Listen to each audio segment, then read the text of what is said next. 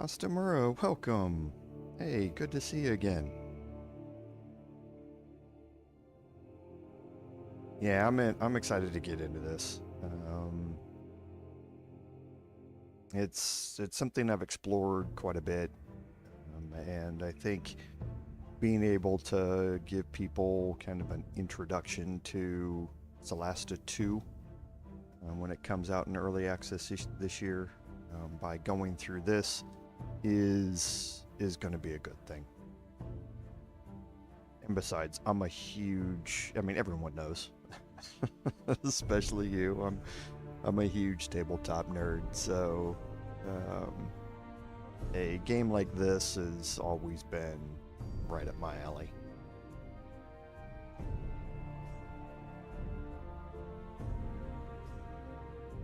But yeah, it's good to see you again. Thanks for being here.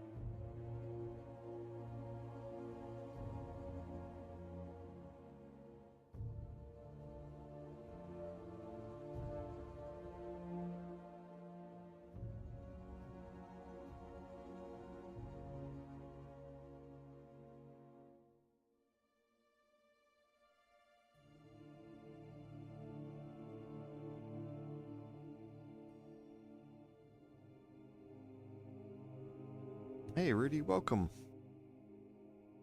As always, thanks for being here. Good to see you again.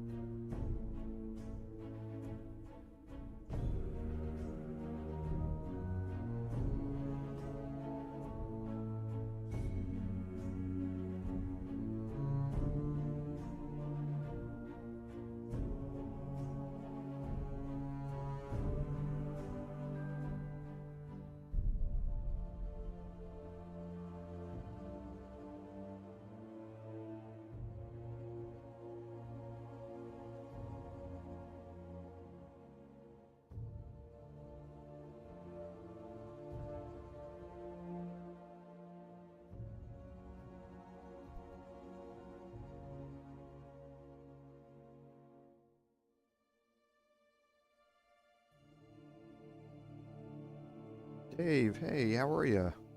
Good to see you again. Welcome. Thank you very much for being here for the start of a new live stream. I appreciate it.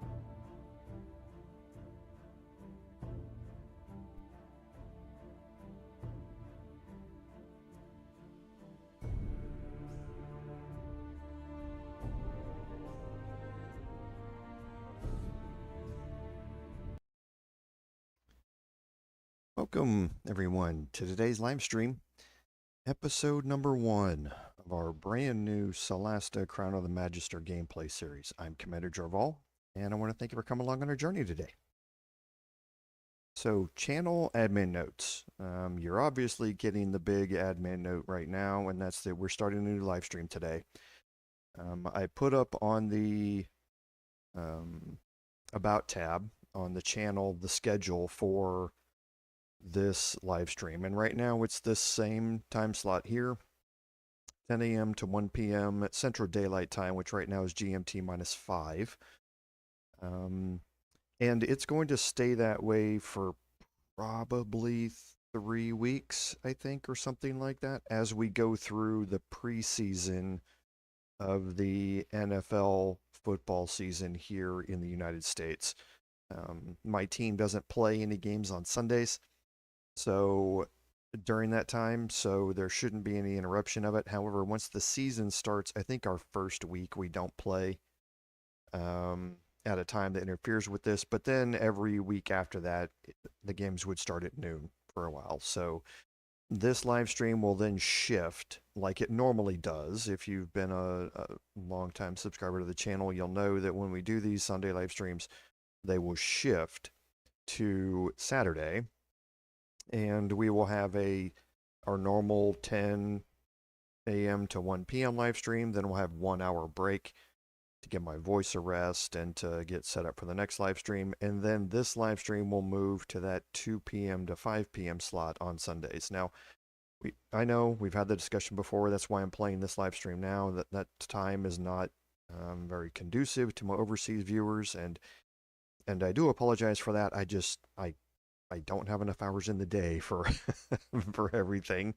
And I am a big sports fan, so sometimes things will have to take a back seat. So once the football season is over, though, if we're still going in Solasta, then it will move back to its regular time here, Sunday mornings, in the United States. So, but either way, I wanted to thank you all for being here. And as we go through the time or the schedule change, please be patient with it if you've never seen it before.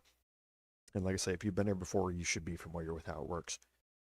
Another thing on the channel that I mentioned yesterday when I announced this live stream is that there's going to be a third live stream opening up. Now, I have a 50-hour-a-week full-time job, so my time during the week is fairly limited. My time on the weekends, I do like my weekends, so I try not to fill it up with 18 hours worth of video game playing if I don't have to. And that means my third live stream is going to be opening up at the alternate time slot, which is Wednesday evenings. And that normally runs from either 5 p.m. until 8 p.m. Central Daylight Time, or from 6 p.m. to 9 p.m. I haven't really decided which it's going to be. But pay attention this week and next week as I go through announcements for that. We already announced what we're going to be playing. We're going to be playing Divinity Original Sin. That came in second place in all of the votes or the 2 previous votes we had about starting new live streams. So it's time for me to dedicate some time to that. So on Wednesdays, we'll be opening up a third live stream for that. So the last thing on admin notes is this is the first live stream of this game. And what that means is that I'm going to be working on making sure that sound levels are right, that transitions are right, that the intro's right, then that chat shows up correctly and all that sort of stuff on my OBS overlay. So if we go through today and there are some hiccups with that, please let me know. Type a comment if the chat isn't showing up or if volumes are too loud or too soft or whatever, and I'll try and make adjustments as we go here. It's just one of those things I'm never entirely sure how it's going to work out no matter how many times I test it. So I love all of your feedback, as I always do, and if you're helping out everybody else by letting me know about things that are wrong, just please let me know. So I think that's it on our admin notes. So on a preview, normally I'd have a recap, but in episode 1 we don't. So here's our preview. So this is Solasta Crown of the Magister. Now this game, if I remember right, was released in early access in late 2020, I think, because I do remember it during the pandemic. And then it got released for PC early middle of 2021. And if you remember what I was doing during all of that time, I was playing another turn-based RPG, and didn't really have a whole lot of time to devote to Solasta itself when it came out. I did play it. I did not play any of the DLC after it came out, so I'm anxious to kind of delve into all of this and show you what the full version of the game is. And speaking of the full version, this is what's called the Lightbringer Edition. This was released in the middle of 2023, I think, or the beginning of 2023, and it has all of the DLC in one package. There's also something else here, and that I am going to be playing with mods. Now, that's something I normally do not do on a first playthrough. However, those of you who have been members of the channel for a long time realize that I'm a huge D&D tabletop nerd. I have been ever since I was a kid. I make no bones about it, and I have no shame about it at all.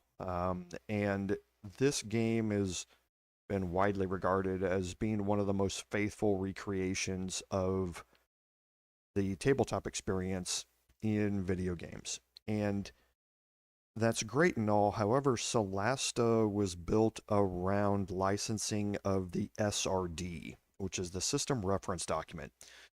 That's one of the documents that Wizards of the Coast has available for you to utilize aspects of the game, the rules, classes, subclasses, rule sets, things like that, to build your game around.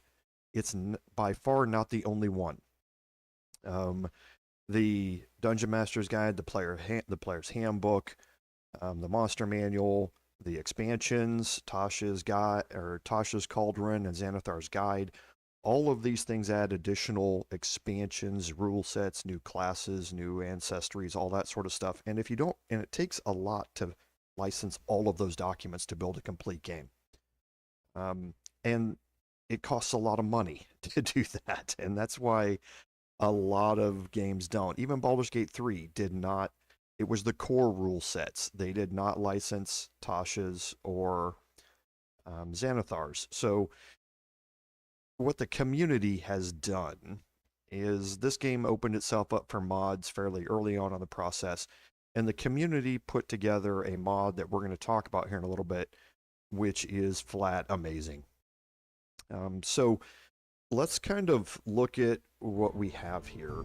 So the supporter pack was what you got for being part of the early access. Includes some dice, some concept art, and some other stuff.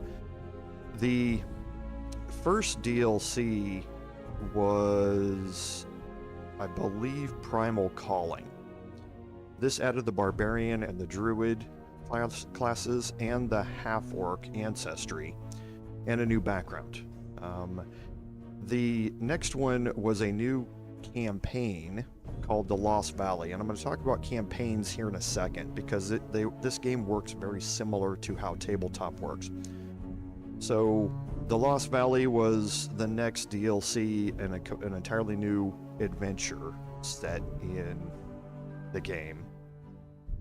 Then we had the Inner Strength DLC. This added monks, bards, and warlocks, as well as the Dragonborn ancestry. And along with that came the Sorcerer update. So this unlocked the Sorcerer class and also added new stuff into Dungeon Maker. Dungeon Maker is the program that outside people can use to create their own campaigns for this game. And then last released was the Palace of Ice. This was meant to be a higher level adventure. The Crown of the Magister campaign and the Lost Valley campaign can both be played all the way from level 1. You don't have to, but they can be played all the way from level 1. The Palace of Ice DLC is not meant to be played from level 1. The game originally capped at level 12, and I think it was meant to be level 8 and above, or level 10 and above, something like that. It was meant to be something that you've played after you finished the original campaign. The other icon you see up here is the Unfinished Business Pack. Okay, now this is a mod, and there's a quick key, Control F10 on PC. This is the Unity mod manager for the game. Unity is the game engine this was based off of, that this was written off of. And it's a pretty easy process to install the Unity mod manager. Now this version is the highest one that you can get to work with Solasta, so don't try and upgrade the mod manager past it. Unfinished Business is still being updated today. In fact, this is not the latest version. The latest version is 0.70, which just came out a couple of days ago, I believe. And the Unfinished Business mod is a collection of mods that the mod maker community has done, and it's meant to be an all-in-one type of collection to round out the game. Now, the main things that the Unfinished Business mod does is it enables multiplayer. That was not originally in the game.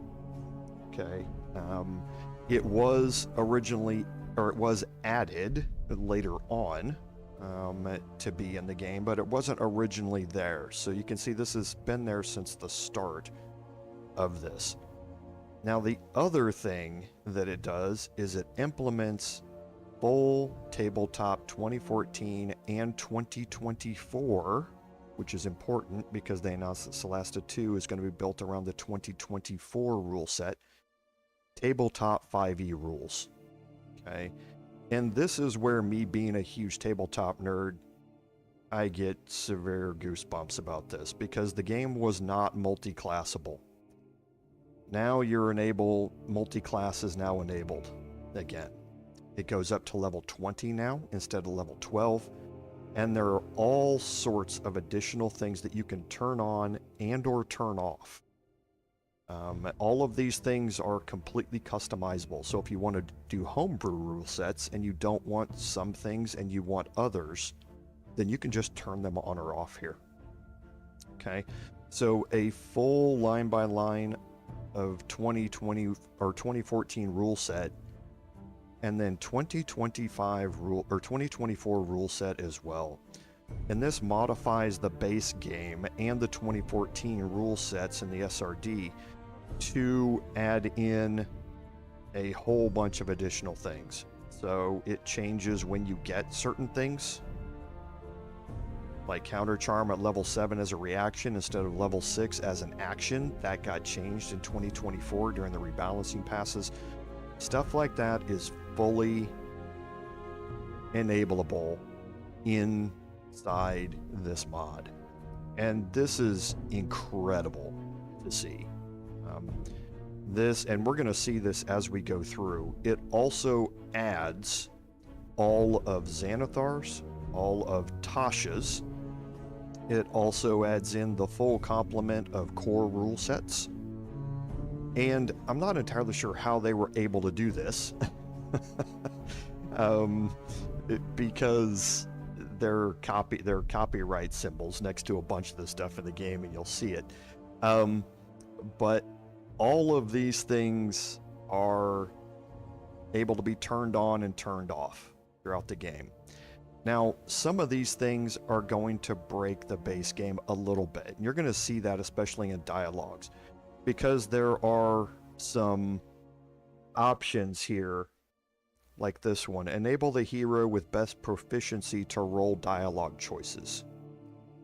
This means that basically all 4 of your characters are involved in every dialogue choice. And depending in every set of dialogue, instead of just the one that you're using, that you click on it with to do.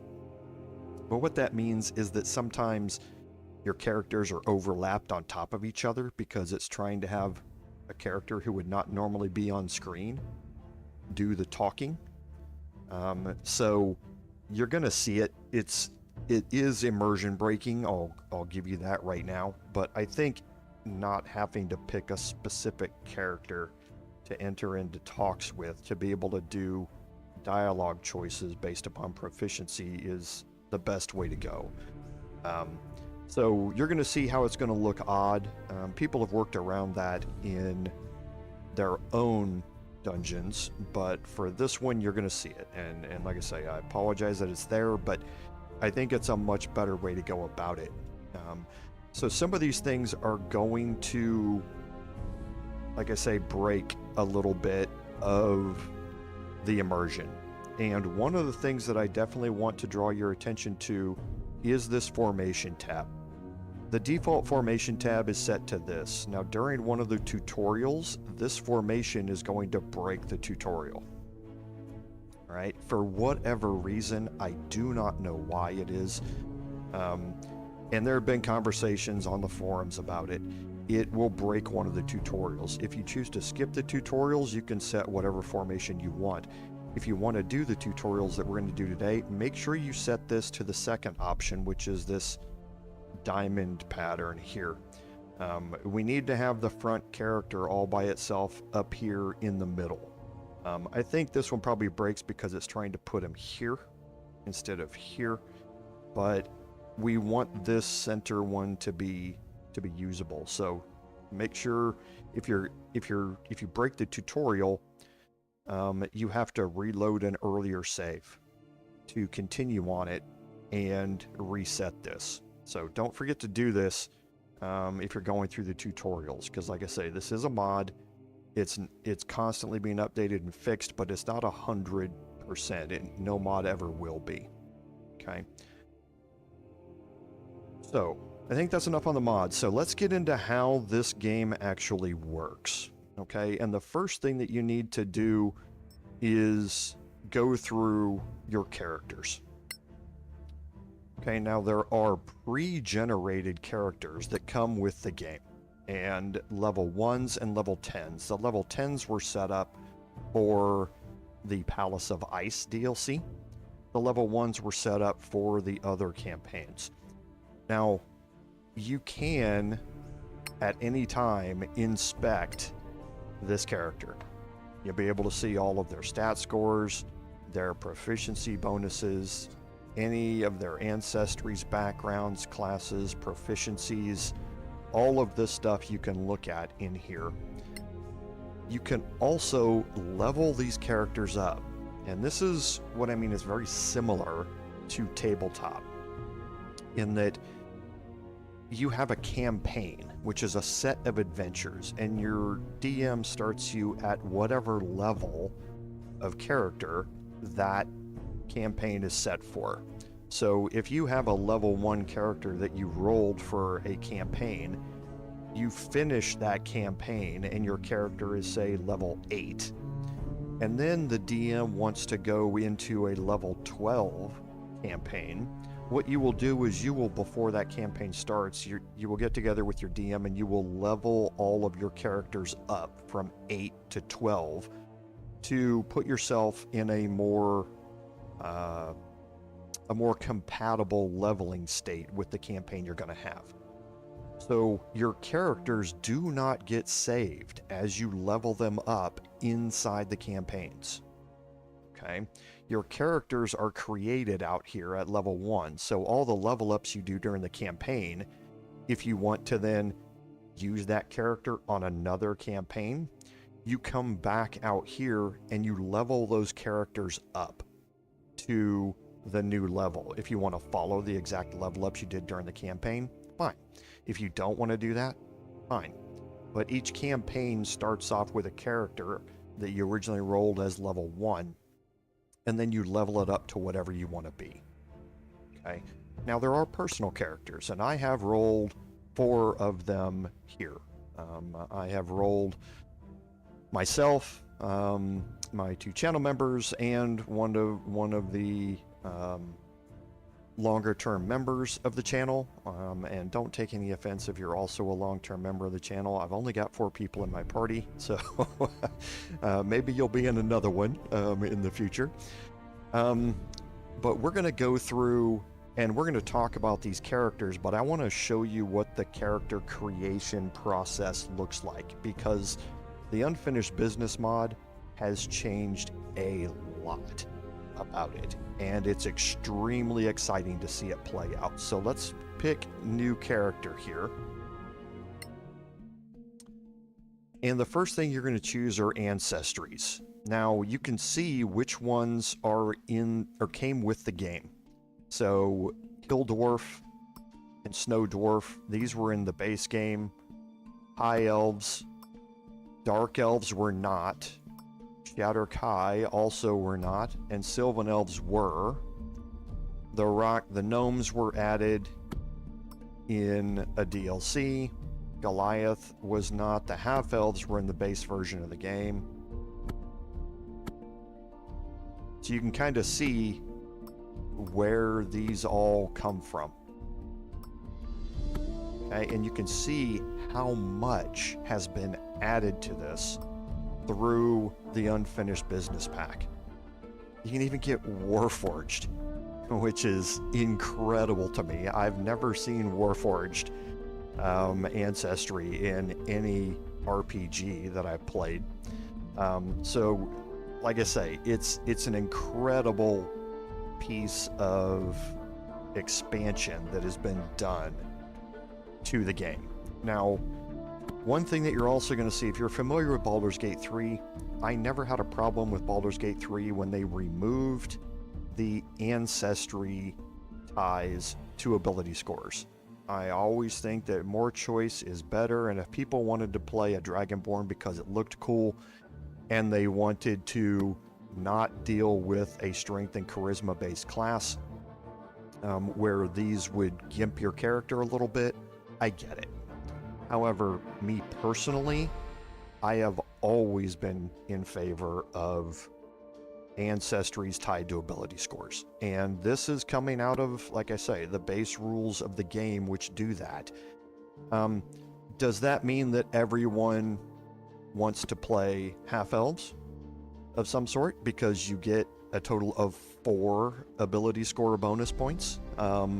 Possibly. Does that mean that some things can be min-max better using only specific types of classes? Possibly. However, if you've ever been in a tabletop game, you realize that people don't really care that much about it. It's only in min-max, or only in video games, where you get the min-maxing becoming a huge thing. So I'm still a big fan of it. I don't think it puts everybody into the same class, though, because of the benefits that some get and some don't get. But there's a huge amount of ancestries here. So what used to be called races and sub-races are ancestries and sub-ancestries and lineages, and there's a huge amount of them here. So take some time, go through them, and see what might work best for you. Now, I'm going to just re-roll my Bard, for instance, here. And that means I'm looking for something that gives me charisma. That's my main starting point here. So if I scroll through these, Aasimar is a good choice. Aasimars we know from Baldur's Gate 3. It wasn't a player ancestry, but here you do get to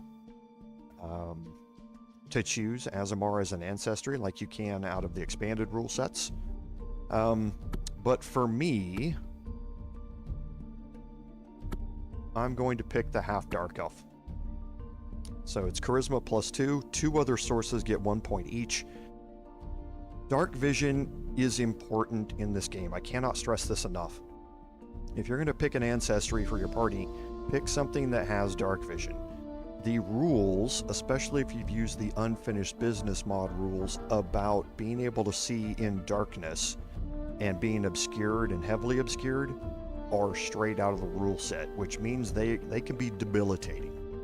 So you want to come in here with somebody who can see in natural darkness, but if you don't do that, you're going to be much more reliant upon things like the light cantrip, or things like that to be able to open up light sources on the map. There is a cantrip that also helps do that. I believe it's the sizzle cantrip that basically lets you shoot out multiple things to target torches and light them up and things like that. But for the most part, going with dark vision is a big thing here. Okay, so I'm picking the half dark elf, and next is my class. All of these classes are in the game, and you can see what was originally there, what was added by a DLC, and they even added the artificer class as part of the unfinished business mod. And again, this is incredible to me. Artificers are just so cool. But I'm going to pick the bard here, and you can look at the bard colleges and you can see what was added in the base game, what was added in the DLCs. The College of Lore is what came from the SRD, but all of the colleges for the bard are here, and you can see how they all level up and what they all do. So it gives you a huge benefit to be able to see how to progress your character. You can also see what happens with the bard all the way through level 20 with words of creation, which are incredible. So this screen gives you a really good idea about how your character is going to progress. The other thing you'll want to do is to look at your edit equipment. So your preferred equipment, it lets you start with an item or pick another particular one to use, or whether you start with a rapier or a longsword. Your bard armor, you're going to have a dagger, and then whether you start with the diplomat pack, which has more potions of healing and some thieves tools, or the entertainer pack, which has which has more torches, more ration pouches, and some potions and a potion of heroism.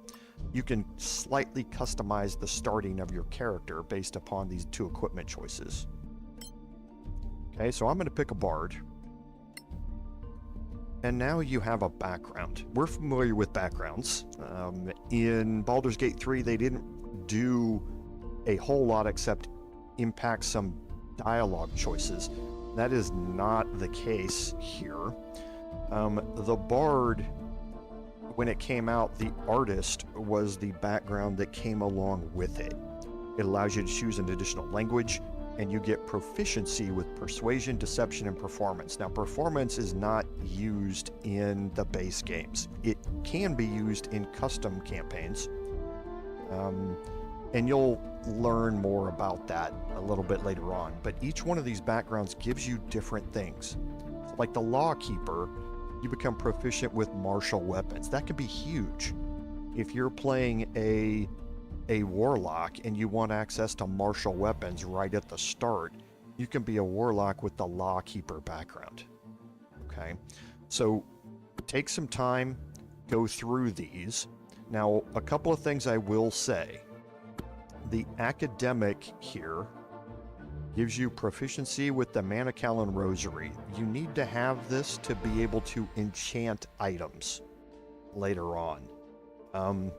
A lot of the biggest or most powerful items in this game have to be crafted. They can't be found. And you're going to need the Manichalan Rosary to be able to do that. So having at least one character that has the academic background is a good thing to have. It doesn't have to be my bard, and I'm going to take artist to get me proficiency with persuasion and deception. Now, the backgrounds that we chose in Baldur's Gate 3 influenced our dialogue options, and that's what the background personality flags do here. This sets you into the old school good versus evil, chaos versus law type of tree, and it sets how your character responds in dialogue with NPCs. So if I want to be more lawful good, then I need to focus altruism, lawfulness, and pragmatism. But you can see that my bard doesn't necessarily have those. And the reason for that is because it's a combination of my ancestry, my class, and my background that's going to choose which one of these there are. Now the background sets these. A bard is normally not the most lawful or altruistic character. They're more happy-go-lucky, they're more playful, they're more like Loki type. And that's why we get into more of the greed and egoism, but also kindness and cynicism, but they're all more on the chaotic side as opposed to the lawful and the good side. But all it's going to do is affect dialogues. So feel free to choose whatever you want. It doesn't matter. And you can choose the same ones if you would like. It doesn't matter, or you can pick others. Ability scores. The thing that everybody's always interested in. Now, there is a point-buy system, okay, with 27 points. This you're very familiar with from Baldur's Gate 3. There is also an epic point buy, which is a 35-point system, which is more of a homebrew thing because of how dice rolls work. If you do a point buy system in this game, you're going to be severely limiting your character. And I say that because the dice that are rolled here seem to be somewhat weighted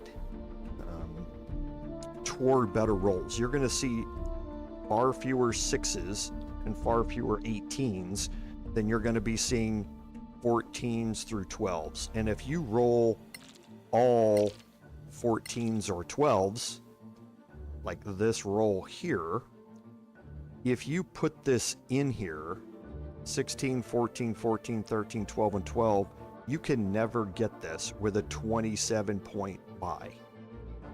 Okay, you cannot roll your ability scores to be this high with a 27-point buy. That's where the epic 35-point buy would come in. That is a thing you can turn on in the unfinished business mod. What I recommend is going through and re-rolling dice until you get at least one 18 in here, and everything else being at least 10. Okay. Now, once you've got this, you can drag them into whatever spot you want them to be. Okay. So at that, if you can have the game optimize it, and it will take all of them and put them based upon your blue important ability scores, but you can put them wherever you would like. Okay.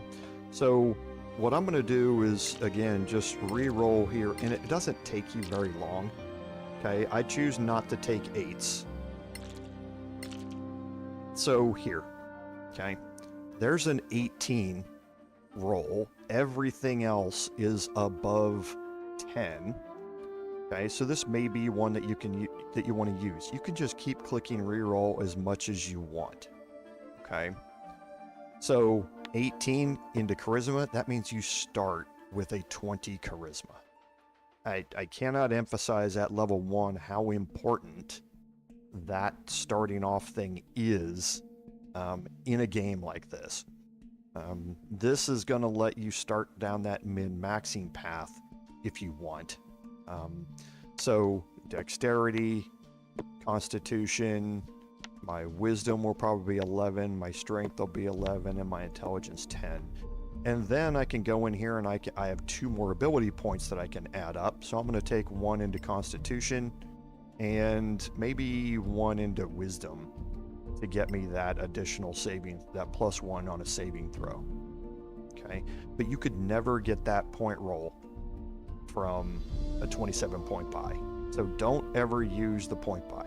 Use dice rolls and just click until you get what you're happy with.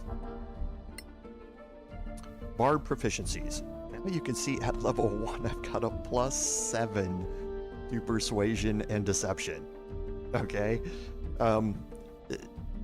it's crazy what you can get starting off with, but that's +5 from my 20 charisma and +2 from the background I chose, which gave me proficiency in this. That's what proficiency here means with this. So now I can take these 3 class skills, I can put 1 into intimidation, and here performance, you can see there's a little informational note. It's not used in the Crown of the Magister main campaign. Okay, so if it's not utilized in the game, it will tell you. Now here, sleight of hand is not used in the Crown of the Magister campaign, but it is used in the Lost Valley DLC. Okay, so you can kind of see what may be useful and what's not useful. However, if you're playing outside third-party campaigns, then they may be used in those. Okay, so I'm not going to have my bard be the sleight of hand guru in my party, so I'm just going to throw in acrobatics and stealth. Now, languages. Languages are actually used in this game. If you come up to an NPC and nobody in your party speaks that language, you're going to get a notification on the screen that says no party members are fluent in this language.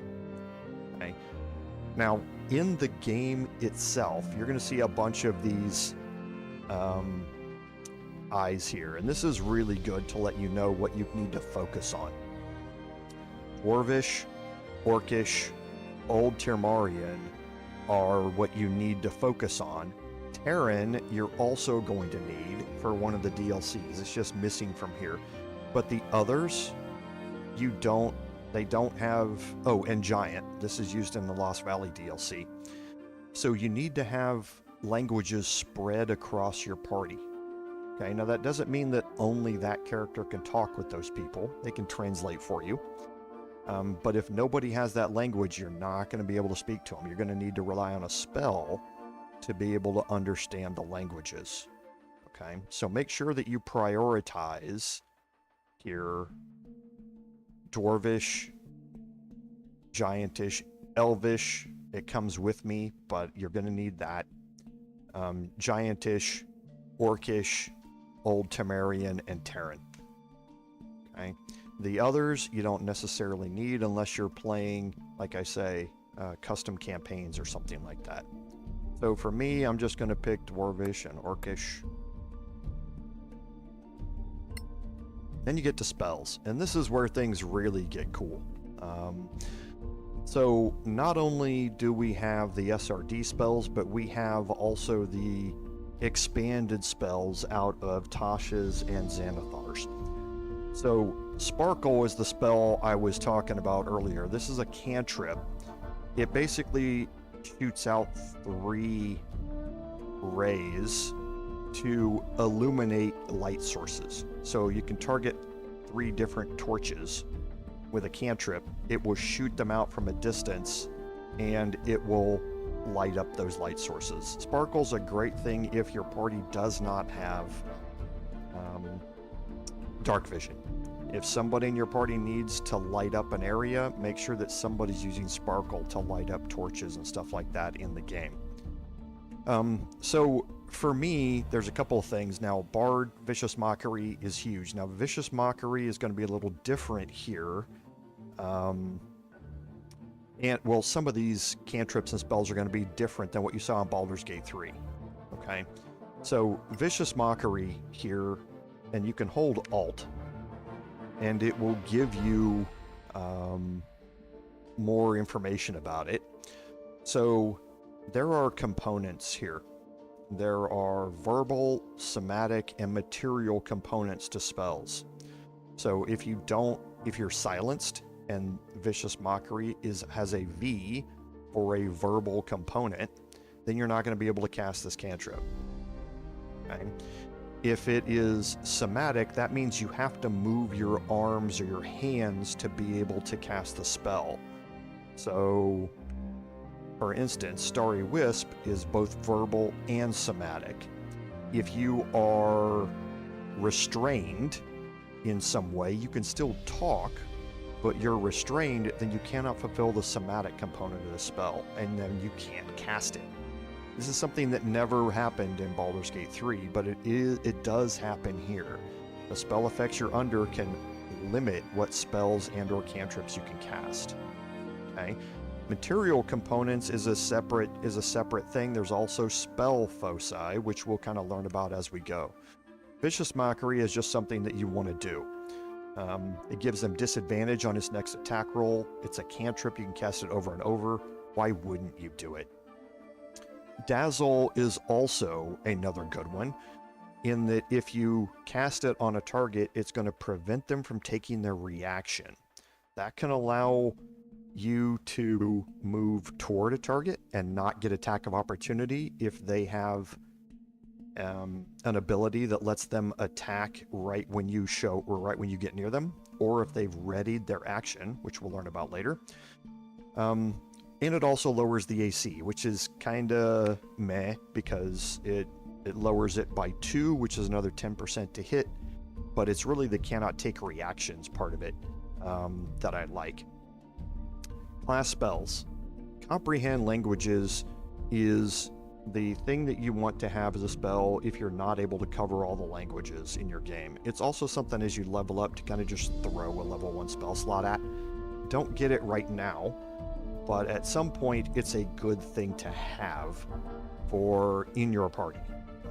There's just too many languages to be able to cover them all, and if you're playing a bunch of custom campaigns here, you may need to cover all the languages.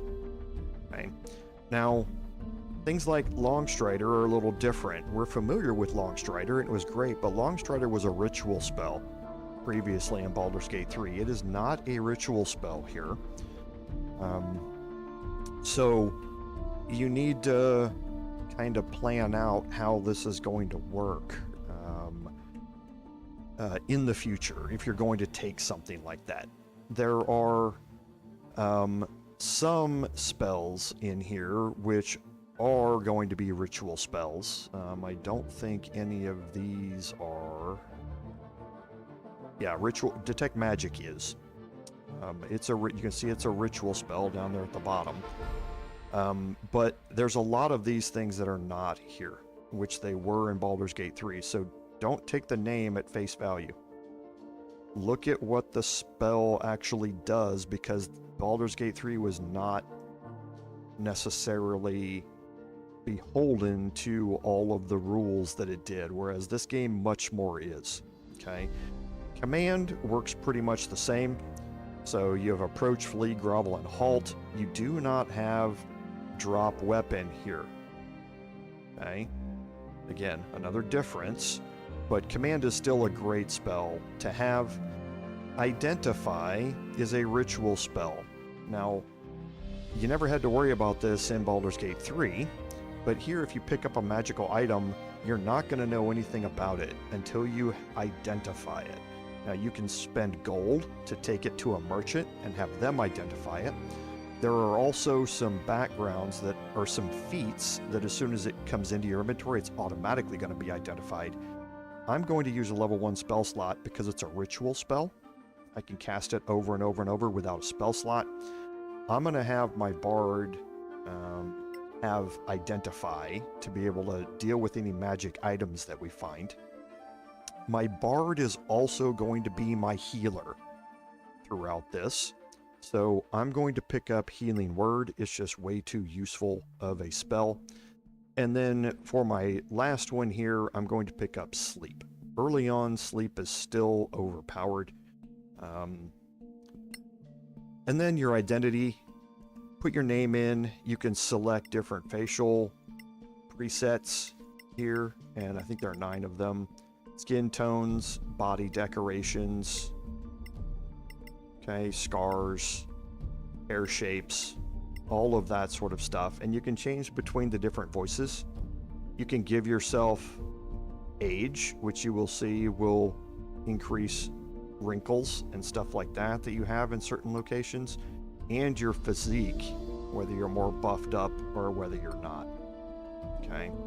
Now you can create and export a character sheet out of this, so you can type an additional backstory in here, especially for multiplayer. This can give you a really good, kind of background to give to other people that want to see it. Okay, now to continue this on, you need to put in at least something for the first name, and then you're finished. And then that character will show up in your character list at level 1. Now, just to illustrate this, I'm going to level up. Now, the level ups are based upon the core rule set level up requirements. You see, the Paladin's not in this list. So my Bard that took 2 levels in Paladin as a dip, I can't do that here. And you go, wait a minute, why? I could do it in Baldur's Gate 3. My strength is 11. Paladins require a strength of 13 to be able to multi-class into them. More importantly, and something I think this game gets wrong, if you start as a Paladin, you need to have a 13 strength to be able to multi-class into anything else. Now, if you start with your Paladin, you're planning to be a Hexblade Paladin that uses Charisma as its to-hit modifier, so you dump strength during character creation, that's fine. Do that all you want. You've chosen Paladin as your starting class, but because you do not meet the prerequisite for multi-classing with a Paladin, you cannot add any other classes into it. It would just be Paladin. And that's because you don't have the base strength for multi-classing out of a Paladin into anything else. I think they got that wrong. You shouldn't need to have the base level of your core. I don't believe there's anything in the rule sets that says that you have to have the base requirement for it to multi-class into or out of it into something else. But yes, you do need to have the base requirements to multi-class into something else. So Cleric's not on this list because I don't have a high enough wisdom. That's why Cleric, Ranger, Druid, Monk are not in this list. Okay, so you need to be careful if you're going to plan your multi-classing that you have stats to be able to deal with those as you continue up the list. Okay, so now Bard, it tells you what you're going to get at level 2. Warlock, it will tell you what you're going to be able to get at level 2. Okay, and then you can start looking at things like your patrons, and oh, there it is. Oh, you have no idea how long everyone waits for the Hexblade. But it is a subclass for the Warlock. The subclasses are granted at level 3 for Warlock. Tells you exactly what you get that goes along with it, and it's just really, really good. But be careful when you're planning your level ups. And speaking about that, this game adds something else, or the Unfinished Business mod adds something else. It allows the ability to respec. I think that's important in any video game. Tabletop, we all understand the limitations, but in a video game, I think it's very important. So you do have the opportunity to respec if you have the Unfinished Business mod. Okay. So I think we spent enough time going through the characters at the front. We're going to learn more about these characters as we go here. But for now, let's go to New Adventure. And here you can see this is the campaign we're going to play. Crown of the Magister. Now we can change the campaigns. Okay, so the Palace of Ice here, meant for a starting level anywhere in there. Caer Falcarn is 1 to 6. Dun Kuhn is 5 to 10. There are also user campaigns, in which you can download and import Dungeon Maker campaigns from outside players and start them. But you play a campaign, and then when you are finished with that campaign, you play another campaign. Okay? It's a new map. All of that sort of stuff starts over when you start that new campaign. All right? So we're going to start with Crown of the Magister. You have a difficulty mode here. Okay? From story mode all the way to Cataclysm. I normally play on the middle one here. We're going to play on authentic mode. You have Iron Man mode, so there's only one save and all saves are destroyed. A hardcore mode. This is, you know, what we saw in Baldur's Gate 3. And you can choose to skip the intro and the tutorials. We're not going to do that. And now you can select up to 4 party members. So Rudi, welcome to the party. Me. M, welcome to the party as my monk. And Sharon, welcome to the party as my warlock. So I have a frontline tank. I have somebody who's going to quickly become a frontline tank. I have a monk, which is able to move around the battlefield and deal a bunch of damage wherever we need that damage dealt. And I have a spellcaster to be able to help control enemies from a long distance away. Let's go ahead and start the game.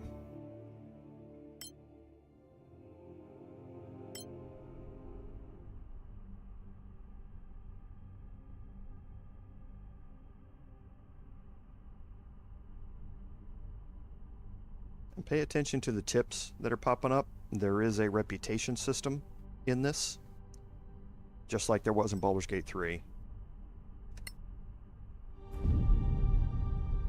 Before the Cataclysm, there were no gods on Solasta. No humans either.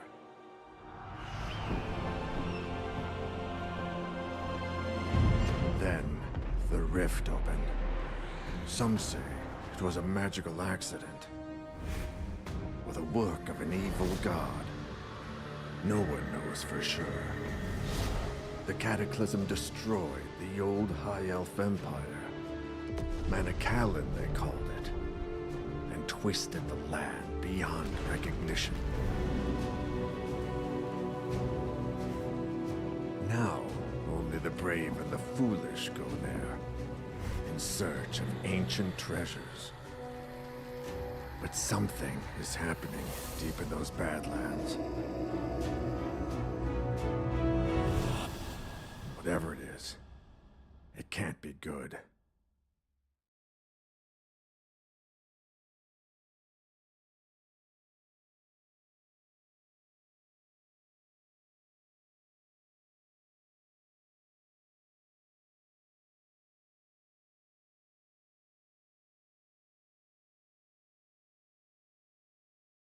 Okay, and this is the classic meme for how tabletop starts.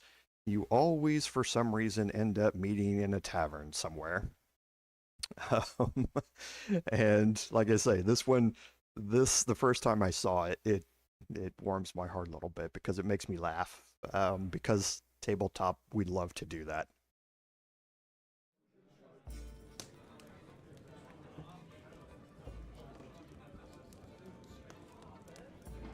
This beer tastes like donkey piss. Not that I'm complaining. Is this the place for the Legacy Council job? Hope I'm not too late. Ran into a bit of trouble on the way here. Take a load off. There's plenty of donkey piss to go around. You're not too late, friend. We're all here for the same reason. Grab a chair. Another round, barkeeper. 4 of your finest flagons of donkey piss, please. I see you're all making the best of this. We do what we have to. So what's this trouble you were telling us about? I was proceeding down the highway, minding my own business, when 3 brigands burst from the bushes and waylaid me. They carried me off to some ramshackle prison, an imperial ruin of some sort. Fortunately, the walls were as weak as this indifferent ale we're drinking. Okay, and now we're going to get into the gameplay itself. Now, these first 4 things are tutorials that are going to teach you some of the basics here. And each one of the tutorials is based around your character class that you've chosen. So it's going to be assuming that you've got a little bit of variance. But even if you don't, it's not going to make the tutorials impossible. Okay. So character selection and basic movement, really easy. The camera controls are just like what you're used to seeing in other things. You can move the camera around and you can rotate it. Okay, so we can move the camera around here. We can rotate the camera to view whatever we want. There's a compass down here that allows us to rotate the camera as well, but no one's ever going to use it. So down here we have our mini map, basically. And here we can toggle the horizontal plane on and off. And you're going to see more of that later. You can actually fly and levitate in this game and be just suspended up in the air. And holding left shift allows you to select movement things and locations to go upwards is what that's going to do. Okay, so don't neglect that there's 3D verticality in this game, and in some instances it is not just surface based. You can actually just be hovering up in the air. We're going to see enemies that do that as well, but just keep that in mind. So your character portraits up here at the top, this is selecting your full party. We only have one person in our party, but if you click a character portrait, it's going to select only that person, and when you move, it's only going to be them. Then as soon as you click this, it will select all of your party members, and they will all group back up into the formation that you selected. Now here you have 3 weapon sets, okay? Now these weapon sets are inventory actions, and you're only allowed one of them per turn. So if you change from your sword and shield to your bow, you can change into it as a free action, but you cannot change back. And the difference between this game and Baldur's Gate 3 is that that affects your armor class. So if you were wearing a shield here and you change to your bow, it's going to drop 2 off of your armor class for the remainder of that turn, because you can't switch back to that when you're done. Baldur's Gate didn't care what weapon or whether you had the shield on or not. As long as it was equipped, it kept the armor class, which I think was one of the bigger violations of the rule set that I saw in Baldur's Gate 3, but here you need to pay attention to that. So the grapple action, the attack option with my bare hands, you can cast spells. Your ritual, okay, you can cast any spell as a ritual. However, it takes 10 minutes, and you can see the timer's ticking the entire time here. You can use powers, which in this case is just the help power. Okay, that's something from Unfinished Business.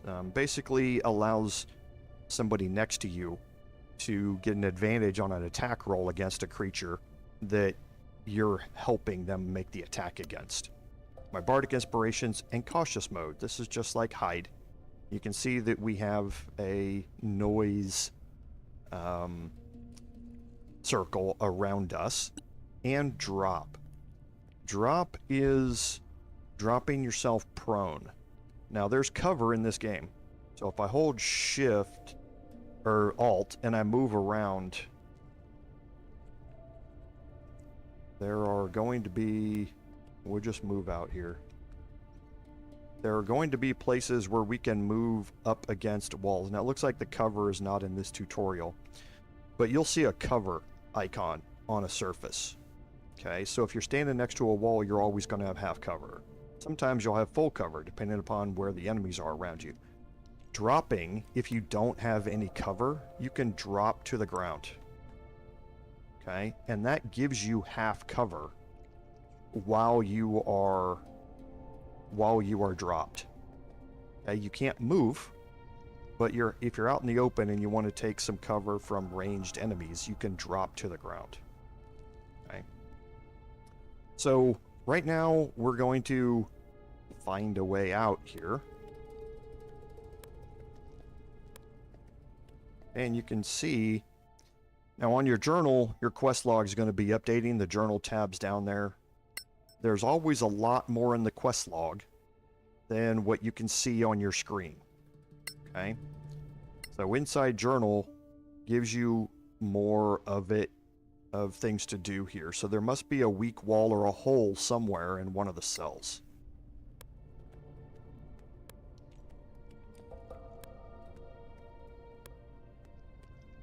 Okay, and there is the hole. And this gets you the tutorial for crawling. Now, what you do is you can either click on this from this side, and he will walk up and crawl through it, or you can click past it, and your character will automatically crawl and pop up on the other side. Okay, either way works just fine. It works just the same.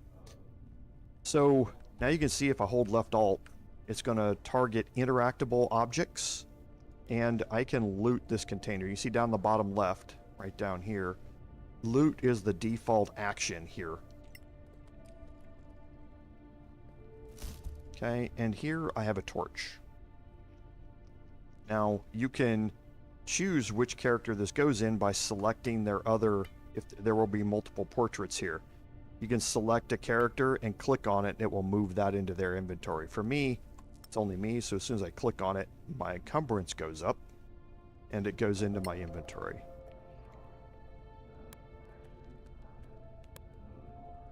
Okay, so there doesn't seem to be anything else down here. Interactable objects, we already looked at that. Left alt is your friend in this game, just like it was in Baldur's Gate 3. So I normally walk around with left alt held down. Okay. Now you can push this object here.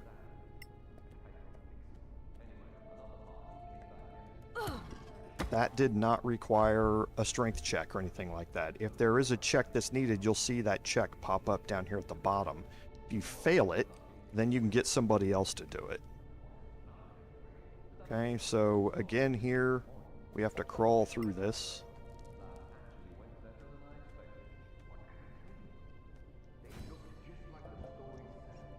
Okay, and now you get to things like crawling and that sort, or climbing and that sort of stuff.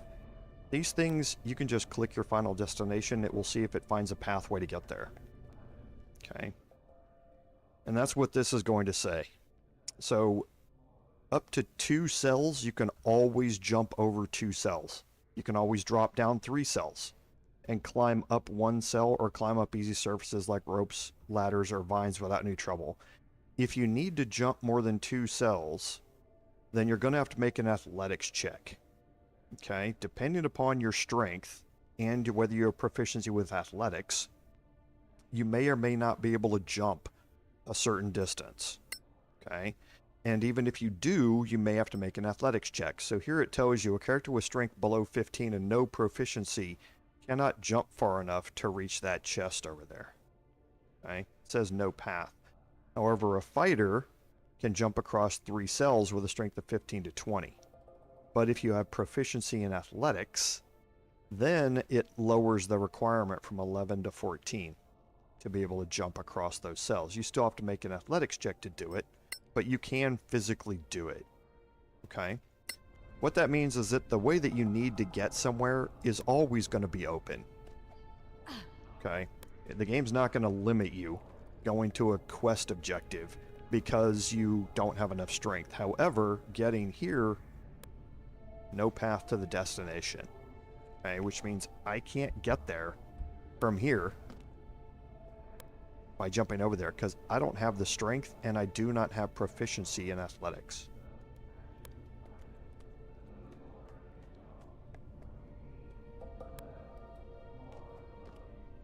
Okay, if I go here, again, no path to my destination here. Okay, now there is an interactable wall there. This door is not interactable. There's nothing else over there. So maybe there's another way at some point. Now this is interactable. And what do you know? There's now my way over. Now, you're not going to find this with every chest. It's just illustrating that in this case, they programmed in a way to get to a chest. There are chests in this campaign which you cannot reach if you don't have a character that has high enough strength to do it. So having somebody with a strength high enough to make those jumps, or somebody who has proficiency athletics, is probably necessary in your party.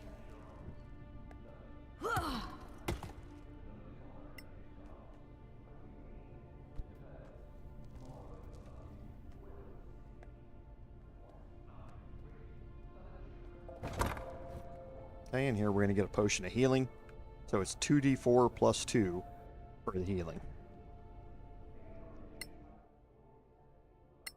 Now the thing about your inventory actions, if you open your inventory and do something out of here, or to move something into your hotbar, quote unquote, that's going to count as your inventory action. So you want to, if you want potions or utility items and stuff like that, you want to have them here in the utility slot so that you can use them from here using your bonus action or something like that, as opposed to using your inventory action and your bonus action. Okay, now there's some bandits down here. We don't even have a weapon. So how's this gonna work?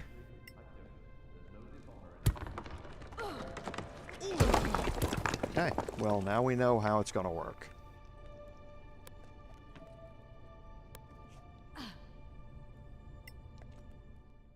Okay, so everything affects your carry weight. Equipment and light sources must be placed in an appropriate slot before they can be utilized. Some items can stack. So your food rations, torches, arrows, bolts, things like that, healing potions, they can stack.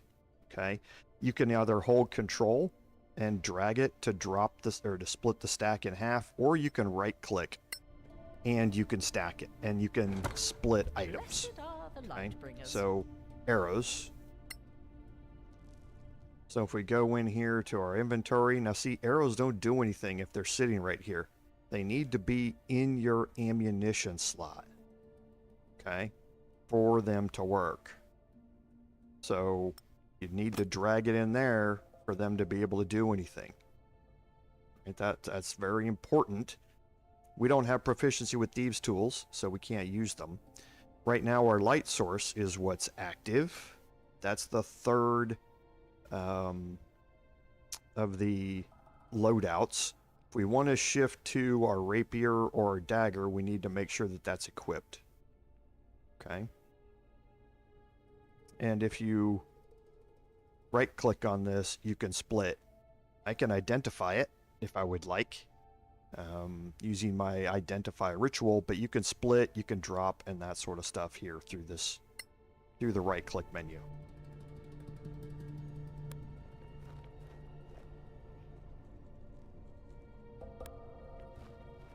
And that's the other side of that door.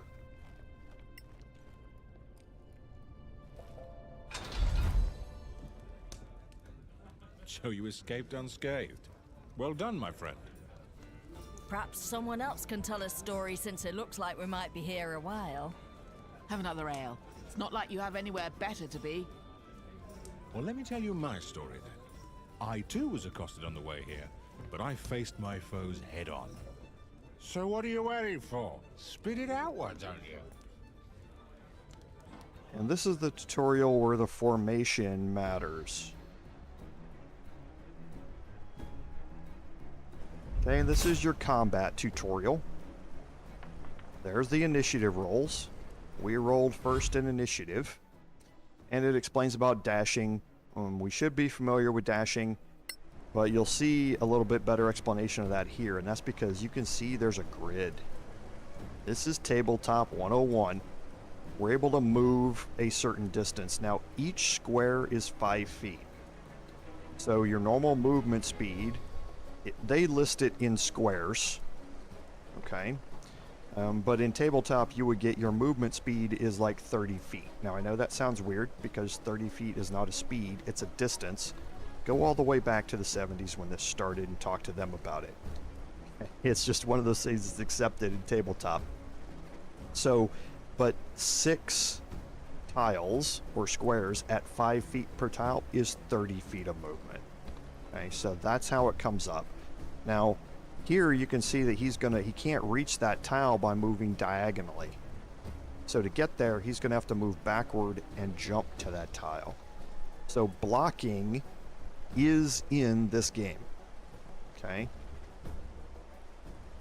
But then also if I move here and then I move back, you're going to see that tile turn red to indicate that I'm going to get an attack of opportunity from these wolves as well.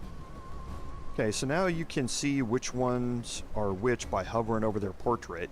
So this wolf is here, this wolf's right next to it, this one's not on the screen. So where is it? Well, you're going to see that here in just a second, because the tutorial plays a little hard and fast with the rules here, and you'll see that, like I say, coming up. So I have my paladin here. Now I have bonus actions. Okay, so this item here is a healing potion. But here we have neutralize poison and lay on hands. Part of my paladin powers. I don't need any of that yet. We have weapon masteries. Weapon masteries are a thing that was put in the later rule sets, and depending upon the weapon that you have, that weapon, if you have mastery of it, is going to do certain things. Now for a longsword, if you hit an enemy with your weapon mastery on, that enemy's going to have disadvantage when it goes to attack you on the next turn. You may not want to use some of your weapon masteries. For instance, like the Warhammer, I think, if you hit an enemy with it, it knocks them back 2 tiles, I think, or 10 feet. You might not want to do that. You might want to, that might knock them off a cliff or something where you can't loot them. So you want to be able to toggle your weapon masteries on or off depending upon what type of weapon you have and what the mastery effect is. Okay. So for here, for a longsword, since it's just imparting disadvantage, no reason not to leave it on. Disengage and dodge we know about. These are main actions here, so I can get away without taking an attack of opportunity, or I can dodge. So it's going to give everybody disadvantage on their attack rolls that they make. Cast spells. I do have the light cantrip available to me. It's not going to let me cast Cure Wounds or Heroism because I don't have a free hand to be able to use the somatic spell component. So here's what it said about the components: verbal, somatic, and material. I'm not restrained, but because I have a sword in one hand and a shield in the other, I don't have a free hand to be able to make the hand gestures. Okay, so I would have to go to either turn on my light source or to switch to my javelin to get a free hand to be able to cast those spells. It's something very, very important to keep in your mind while you're doing it. Now the other thing that this game, that the Unfinished Business mod added, is the ready attack. Ready, you can choose to do a melee attack, a ranged attack, or a cantrip attack if you have ranged weapons equipped, or you have a cantrip you can cast. What this does is it's going to wait. You're going to use your turn. Your turn is going to end. And then as soon as the first enemy gets close to you, you're going to use your reaction to attack. It's what we call in tabletop holding your action. Okay? So this allows you basically to get a free reaction when an enemy comes close to you or moves within sight. If it's a ranged attack and you can't see anybody, or a cantrip attack like Eldritch Blast, and you can't see anybody, and you can't do anything, you might as well ready your action and ready that cantrip so that if somebody does move closer and they move into sight of you, you will instantaneously use that cantrip. Okay. So let's just go ahead and move up here. And we'll make our first attack against the wolf. A modest success. Okay. And now you can see the pathways open up. And there you can see the red box that indicates an opportunity attack. If I move next to the wolf and then I move away from the wolf, I'm going to invoke an attack of opportunity. Okay. I don't necessarily want to do that. So I'm just going to move here beside the wolf, and there's going to be a reason for that. And I'm going to end my turn. Okay, so he attacked and missed, and there's the other wolf.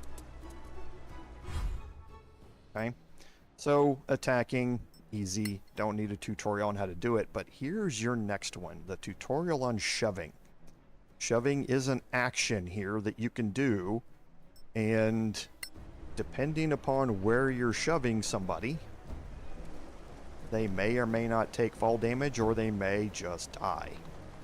Okay, so Rudi here, and we'll look at his character a little bit later on, but he has 15 strength, I think. So if I shove, okay, I can either knock it prone or push it away. There it goes. And you can see that it used my strength in an athletics check against this athletics check of the wolf. I rolled a 13 plus a 4 from my strength. I have +2 to strength with a 15 strength, and I have a +2 proficiency bonus in athletics, and he rolled a 10. So I win. That means he got pushed to his death.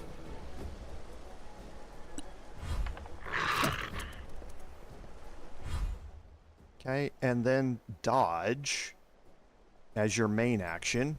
I'm not going to do it here, but again, we talked about dodge. You can use your turn just to avoid attacks for the remainder of the turn. Okay.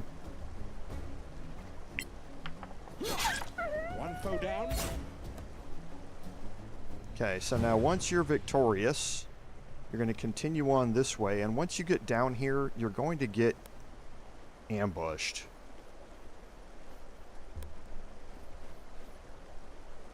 And this is where the tutorial will break based on that formation.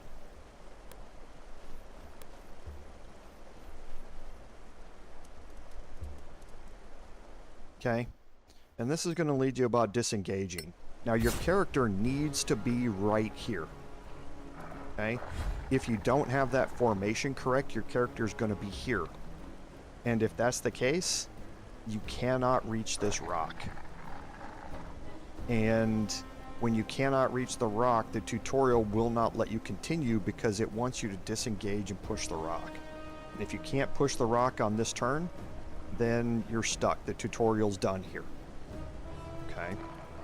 So you need to make sure that you save before this, and then walk over here and kind of click here so that your character walks this way, just to make sure.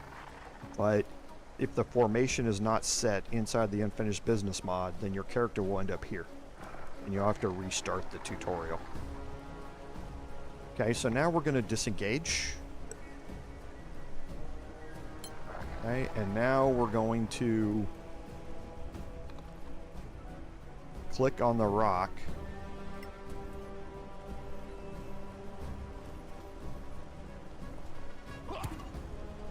And that knocks the bridge up.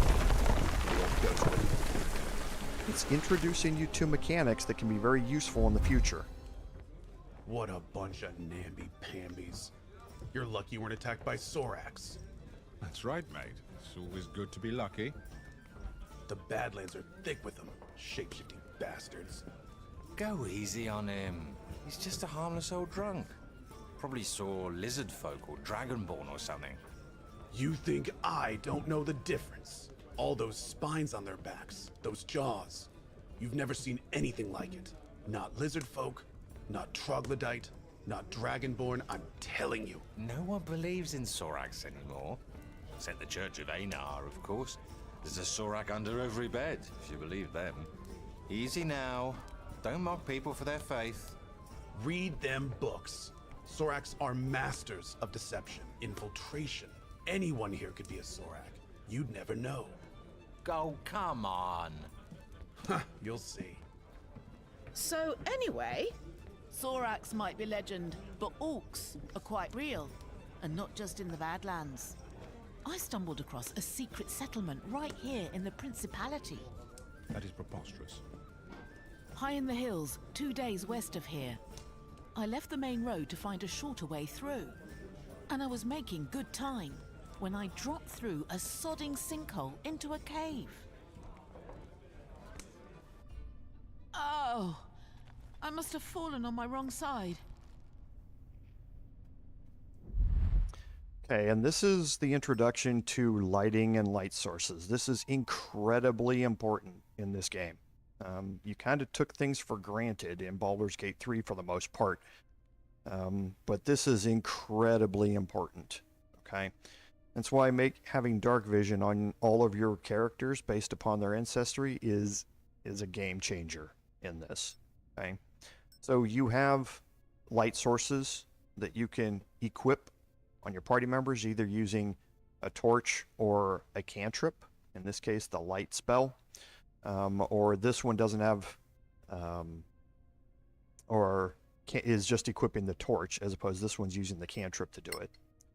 Okay, and you can light items. So there's a torch on the wall. If you use a flame spell, you can do it. If you use the sparkle spell, you can do the same thing. If you have your torch out, you can walk up to it and light one of these other torches on the wall. Okay, so for me, I have dark vision. I'm a tiefling. Okay, so you get the unlit bar here. Okay, this lets you know that right now I'm not lit up. Okay, and you'll see that change as you move around. Okay.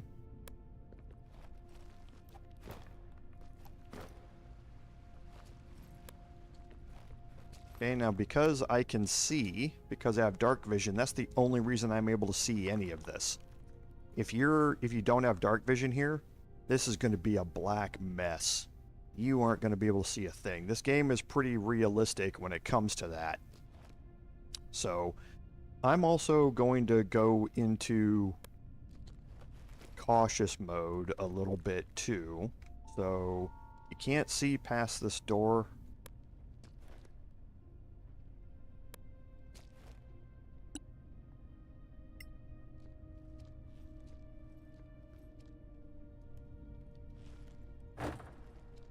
Okay, so it says that I can't open that door and it wants me to light the way. Well, the tutorial talked about how we do that.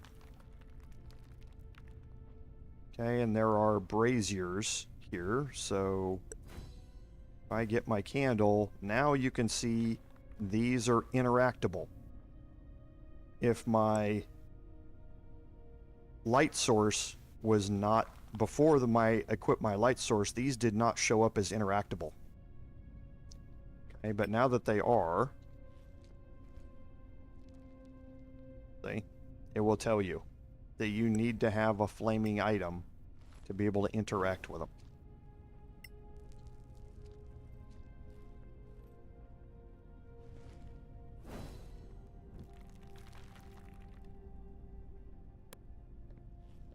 And now here, this becomes interactable, which is a totem to light it up. Now this totem here, I don't think. Okay, so it just talks about the spells. We're going to learn more about that. So I'm going to change here to get a free hand, because guidance is a cantrip, but it also needs a somatic component. So I have to be able to move my hand. Okay, so I'm going to cast guidance, and I actually can't remember which skill this is.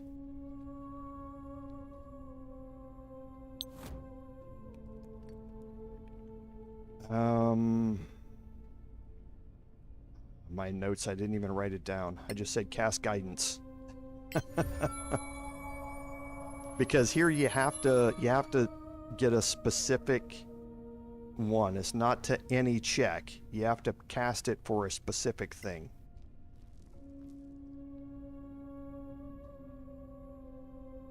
It was history. Damn me! Like I needed to fall into an orc shithole. Okay, so make sure, I just took a guess there, but it was kind of an educated guess. But yeah, your guidance spell has to work off of a specific skill. It's not just a plus 1d4 to every skill, it's what specific skill you want it to be. So you need to be prepared if you're going to know what the check is. This is a history check. You don't have to pass it.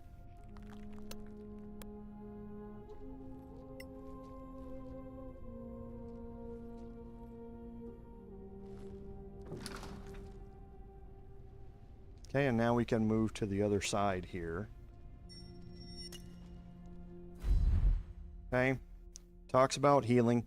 You can heal with either spells or with potions or other things. And again, you can go in your inventory and use those things, or you can use them out of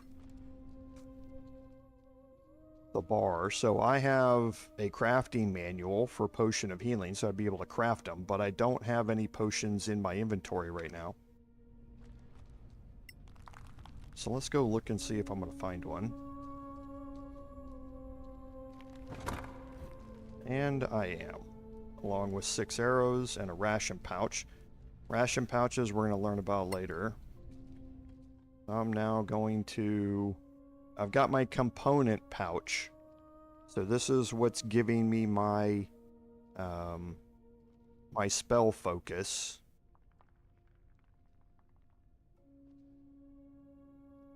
If I got rid of it, I wouldn't be able to have a spell focus. So I'm going to have to keep that on. And I'll have to use my healing potion out of my inventory. Later on, you'll be able to get things that, like your weapon is your spell focus, and that sort of stuff. Right now, I can't, though. There they are. If they see me, I'm dead.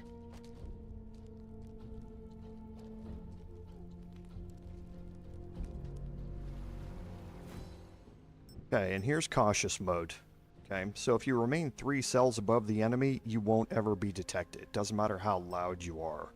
Okay, if you do get close, though, you're going to see an awareness bar above their head start filling up.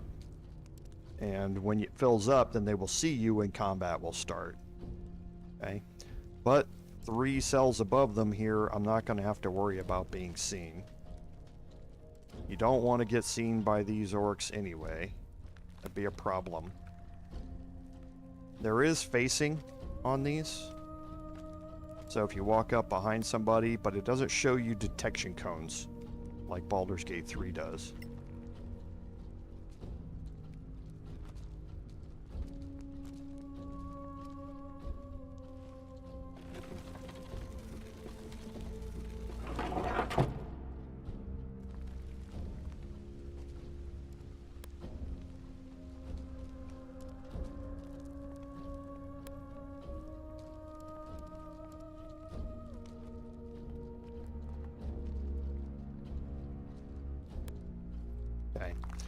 So now I'm going to hold left alt, and you can see now there's cover. So if I move here, I'm going to have full cover from that enemies that are that direction past me. Okay, so if I'm here, full cover's there. Enemies over here are going to not be able to see me because it's full cover. There are places where you can move up against things where you're only going to have half cover. Okay, and one of them is up against other people. If you're standing behind someone, you're going to have half cover. We saw that in the Solasta 2 demo, and it's the exact same thing here. So if you want to see what cover you're going to have when you move to a location, hold left alt. And we're going to learn more about the cover mechanic. There's a tutorial for it.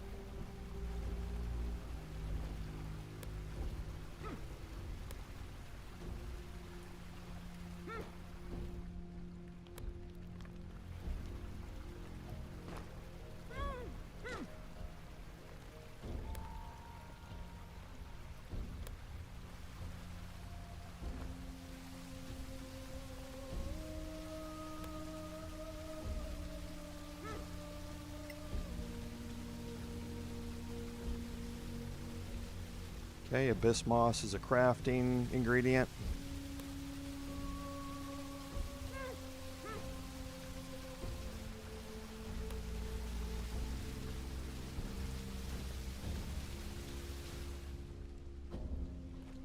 And there's some vines here.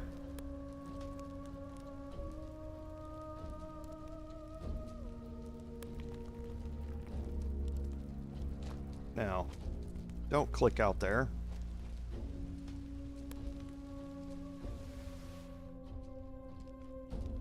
It looks like this is the only way out. I just need to be patient. They can't stay there forever.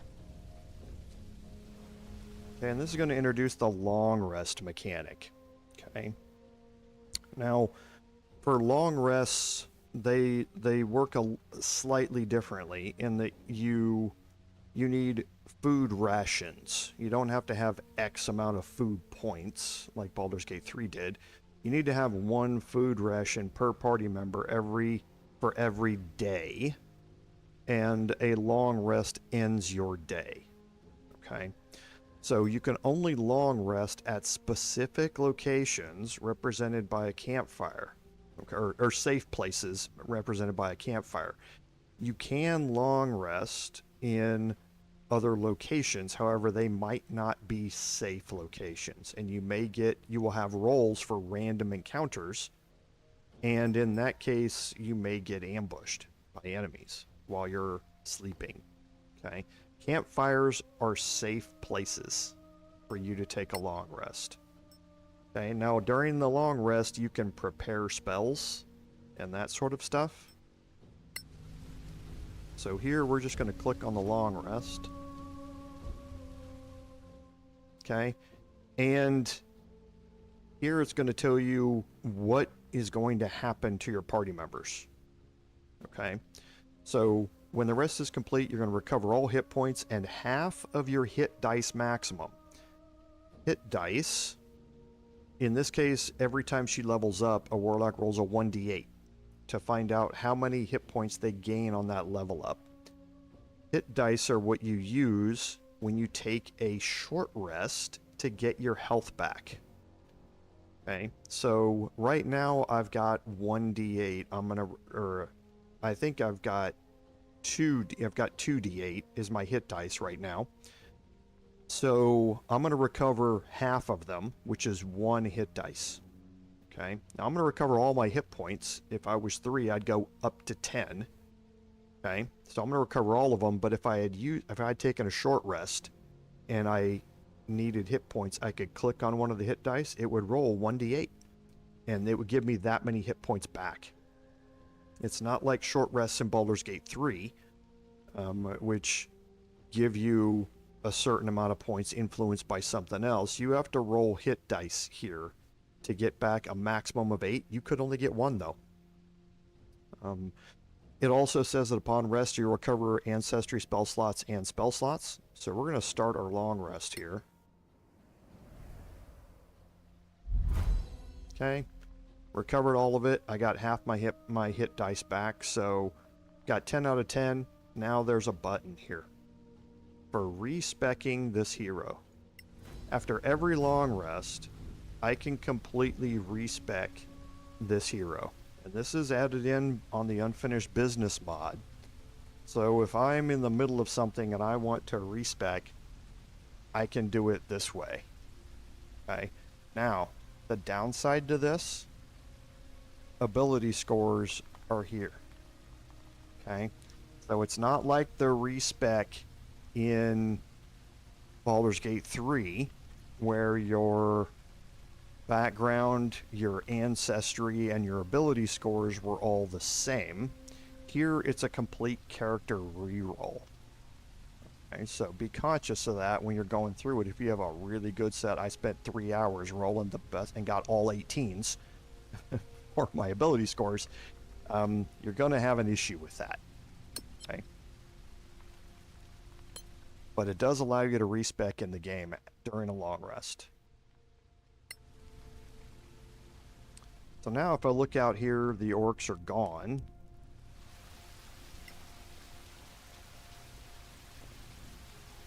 And you see I consumed a ration pouch up here.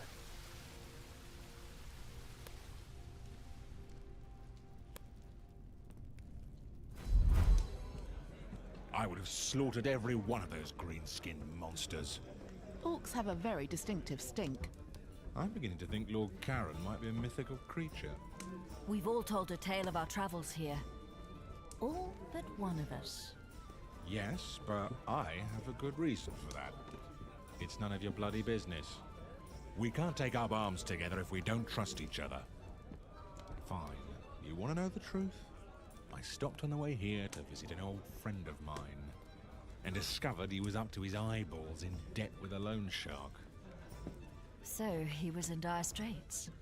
Indeed. He put up a family heirloom as collateral and wanted me to reacquire it. Because, you see, I can be quite stealthy when necessary. Okay, my monk in my setup here is my thief class character as well. Okay, so here if I look at him, you can see my dex is 20, my wisdom is 16, constitution 16. I got a set of really good rolls here for him when I did it. So high strength, high dexterity, high wisdom, high constitution. So, and you can see that I have proficiencies here in Thieves' Tools. So I can use Thieves' Tools here. I have sleight of hand, stealth, and acrobatics that I can use to pick locks and that sort of stuff. So that's why it's using my monk here to go through this. It's going to introduce you to the stealth mechanic that we talked about again. Okay, now when you're in cautious mode, you're going to be able to see things. You move slower, your perception goes up, and you can find things like hidden tracks and that sort of stuff. You cannot see those when you are not in cautious mode. Okay, once you've discovered them, they stay. But if you're not in cautious mode, you won't be able to find the next set.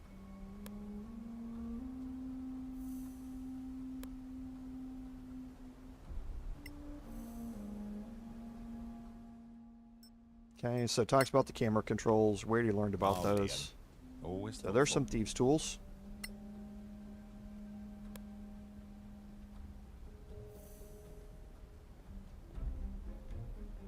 We do have a guard up here, but they can't see us down this low when we're in cautious mode.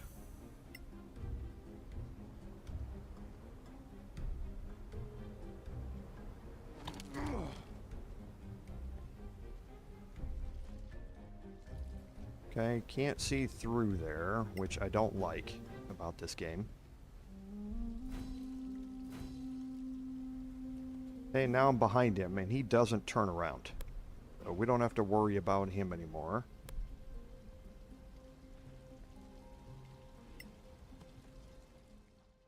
Okay, so to try picking a lock, mouse over a locked door or chest. If you select your whole party, the most skillful character is automatically chosen for the task. Okay, that's a good quality of life improvement, in that you don't have to approach it necessarily with your thief. They can be in the party, and as long as you have the whole party selected over here, it will use them to do the check.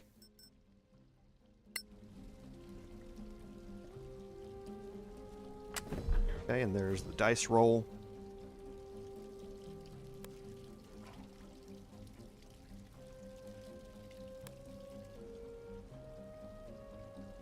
Okay, now the whole thing here is not to be seen. So even though some of you may want to go in here and slash and burn this whole thing down, you don't want to do that. You want to remain unseen as you go through this. So don't try and go sneak up and sneak attack any of these particular ones.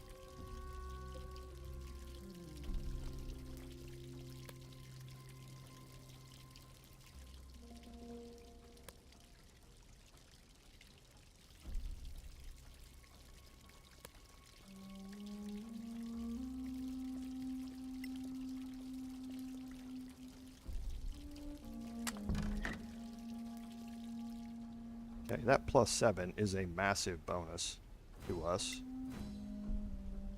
You can close doors behind you.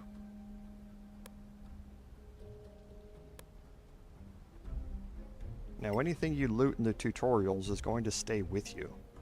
So there's no reason not to go loot the Angry Violets here. And again, you can't click on the vines to go up them like you could in Baldur's Gate. You have to click past them, and if there's a path, it will use it.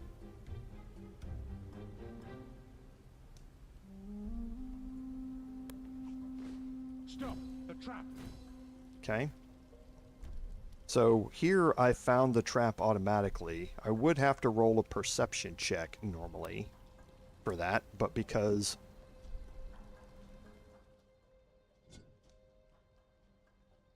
I have a 16 in wisdom, my perception and proficiency in perception, I'm going to get a +5 to all of those checks anyway while we're making it, which makes, again, the monk a good crossover class for the thievery aspects of any game.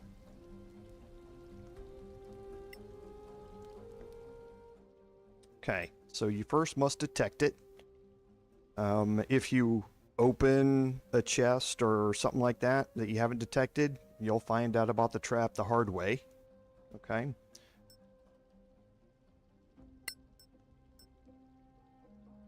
Okay, now there are traps that you can only be disarmed by triggering them. If you don't have the 2 icons, that means you have to trigger it to disarm it.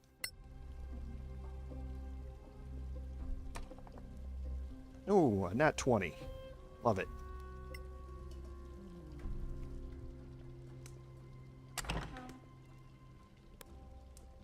Damn! A trap!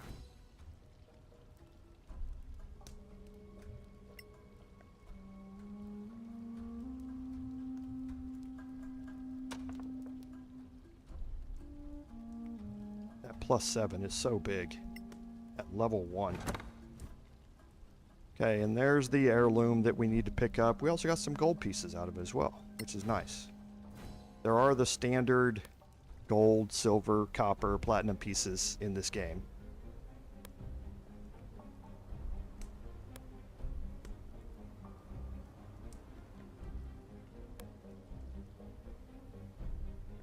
There you are, you filthy crook! You? What? You're drunk. Get out of here before I kill you. Think you scare me? Not anymore. A grave mistake. Liam. Okay, so critical characters. Some characters in this game are going to be critical, and that means that if they die, your game is over. Okay, so now I can surprise attack somebody, just like this. If you attack an enemy while undetected, you gain the advantage of surprise. You'll have advantage on your roll, and the opponent cannot react before their next turn. If you're a rogue, your attack will be a sneak attack. Okay, so battle's going to start. Initiative has happened. I rolled first. Now to get down there, okay, I'm going to have to cross into his detection cone. And this you can see what his detection cone is, that I'm hidden. I don't want to do that. Normally what you should do here is change to your darts and throw that dart at him. I'm a little bit more powerful than that, in that I have a power, because I am a Shadar Kai, called Blessing of the Raven Queen. So as a bonus action, I can magically teleport up to 30 feet to an unoccupied space I can see. I can use this the same number of times as my proficiency bonus, which right now is +2, but that will eventually go up to +3 and to +4, and then I need to take a long rest. Okay, now at 3rd level, when I use this, when I teleport, I'm going to be then resistant to all damage until the start of my next turn. Blessing of the Raven Queen is an incredibly powerful ability from the Shadar Kai, and I'm going to use it here, and I'm going to move outside of his detection.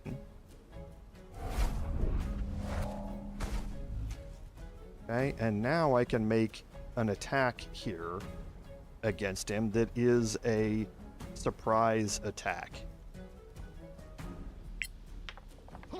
Oh, and I rolled a... See, it was with advantage, and I rolled 2 nat 20s there. Are you four here to see Lord Caer? Okay, and this is part of what changes with your background and what you selected.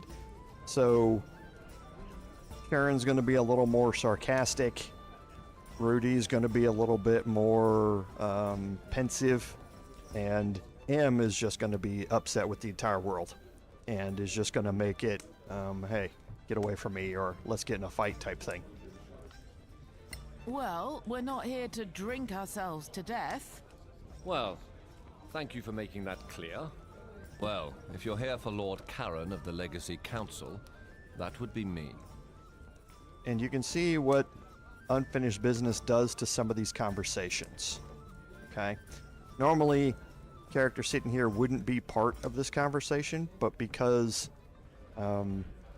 it's prioritizing one of my characters to put in there, then it's moving the seats to be able to do it. So it's going to break a few things like this inside the main campaign here, but customizable ones or custom campaigns, it should work out for the most part. Then we are here at your service, sir. Very good. Might we ask a bit more about this quest of yours, sir, if you please? Well, I suppose it's better if you know what you're doing. What do you want to know? We hear this is a mission for the Council, but what is it exactly? Dear Mareike, you don't know? I'll try to make it simple. But you know, politics? The Council includes representatives of the most powerful and influential organizations in the Eastern Kingdoms. It was created to lead a joint effort to explore the Badlands. What are the Badlands, really? Simply put, they are a monster-ridden, chaotic wasteland that used to be the elven empire called Maniculum. It was destroyed about 1,000 years ago by the Great Cataclysm. Now, only ruins remain, full of forgotten knowledge, riches, and dangers. Which countries make up these Eastern Kingdoms? Simple. The Principality of Masgarth, here, is in the middle. The Snow Alliance lies to the north, the Kingdom of Galavan to the east, and the New Empire to the south. All friendly, more or less, but the peace is fragile. What are the organizations you mentioned? The Council is, how to put it, a non-governmental organization, meaning that state governments are not represented, to avoid partisanship. Instead, there are delegates from the Guild of Antiquarians, the Tower of Knowledge, the Arcaneum, and the Circle of Denantar. And the Church of Einar guarantees fairness, led by Marshal Beric Sunblaze and Oathkeeper Lyra Key. I think we know enough now. Thank you. Are we going to work for you? Not exactly, no. I'll be your contact with the Legacy Council, which you will serve as deputies. That's why we need to go there and get you sworn in. What can you tell us about this place, the Principality? we don't exactly have the time. Anyway, the Principality of Masgarth is ruled by Princess Kaiwood Silverflower. We are a wealthy state with fertile lands, and the easiest access to the Badlands through a pass called the Copperhead Road. We're in the capital, Caer Kiflin, which was once part of the ancient Manicalan Empire of the High Elves. Hence the magnificent elvish buildings up there in the High Tower. While we don't have a state religion, all of the major faiths of Solasta are represented here, though we tend to favor Einar, the god of valor and fidelity. One other thing that you're going to be noticing through this is the log in the upper right-hand corner. This is going to be logging not just the dialogue, but your attack rolls and that sort of stuff. Now, we're familiar with that. Okay, this acts very similar to what we saw in Baldur's Gate 3. But I really enjoy that all of the dialogue in cutscenes is up here. If you were in tabletop, you would be taking notes. All of these names and locations, you would be taking notes on them during the conversations with your DM. And that's an important part of it, is so that you can reference those names again, because it could be very important where he may mention that there's an enemy who comes from this city. And then you encounter somebody who's playing nice with you, but you find out that they're from that city. And that allows you to question your DM and go, hey, is this that person? Can I do like a detect magic, or can I do something else on that individual to find out, or can I pass like a perception check or an investigation check or something like that? This log of all of the conversations is something that's very similar to what we'd be experiencing in tabletop, and I really like to see it to be able to reference back to it later on. We should go, don't you think? Very well. Come, gather your things. You're late for your swearing in. Hurry up and wait. The story of my life. Okay, and after we get out of this loading screen, we're going to take a 3-minute break. This is something I'm going to be doing. I'm going to start introducing it on this live stream. I always have either lunch or breakfast or dinner before these live streams, and I always need to take a break instead of me sitting here. I normally try and do that during dialogues, but it's becoming more and more disruptive for me to do that. So I'm going to take a break here. It's going to give everybody in a 3-hour live stream a chance to get up and move around a little bit, get something to drink. So as soon as we loaded and we're ready to load here, we're going to take a 3-minute break real quick. Allow me to go to the restroom, get some more water, and we'll be back here in just a little bit. So I'll see you soon.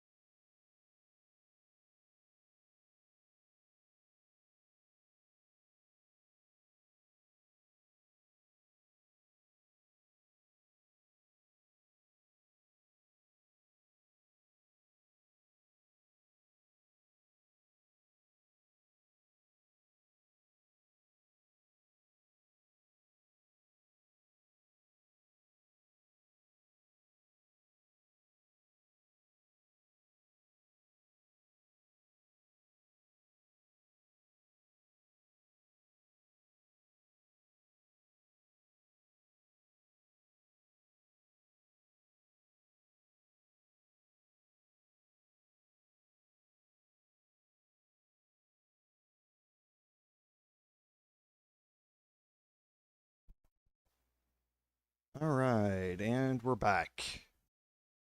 So, and no, I don't know what y'all are seeing during those breaks, and it's not, if you're seeing ads, it's not because I care about the revenue.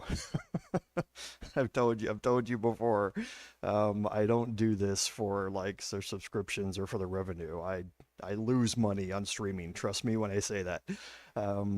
It's because it gives me, I've been getting feedback that 3 hours is a long time to just be sitting. So normally around that halfway mark, I'm going to try and do a 3-minute break. We had some cutscenes and some tutorials. That was kind of a logical place to do it. So now we're back, and we'll go ahead and we'll jump back in. Okay, and here we are inside Caer. Now this is the capital city of Caer, and we need to find the Legacy Council. So go north and walk up the stairs, then take the stairs west to the council. Okay, now we're outside of the tavern here, and you can see how the formation thing works. Right now our entire party is selected. If you click one, you see the other characters minimize, and now it's just him. And then as soon as I click all of it and then I move, the formation puts itself back together. Okay, now you can interact with some of these characters. We'll talk after your swearing in. But right now they don't have any interest in really interacting with you. But you can also see that there is a fog of war here.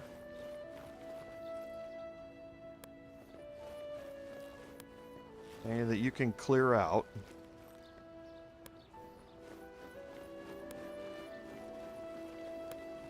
Okay, this citizen I can't interact with. But again, Hugo, Gorham, you can go up and say something to them, but you're not going to get any real responses. Okay, none of the chests you can interact with.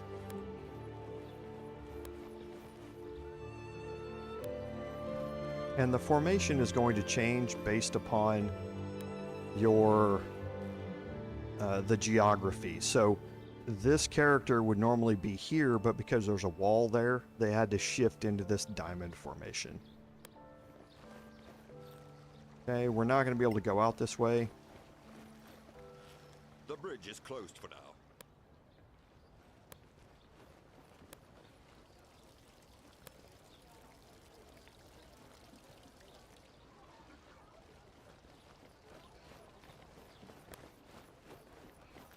Okay, some more characters that we're not going to really be able to interact with. Okay, dead end here on the street. The city is going to open itself up more after our swearing in, which is what everyone will tell you. Hey, go get sworn in and then come back and talk to me.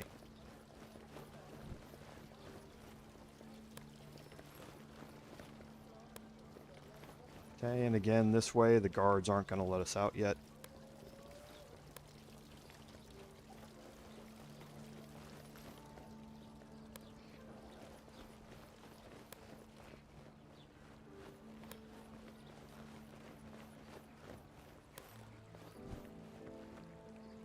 Okay, so walking around the outside here. This place is magnificent.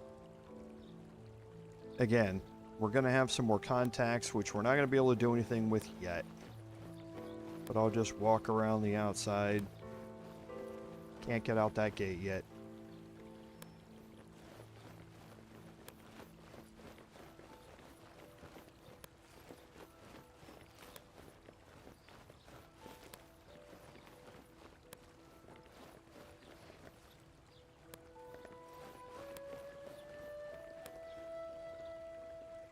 Okay, now we are going to be able to head up here, but we're going to go around this way first.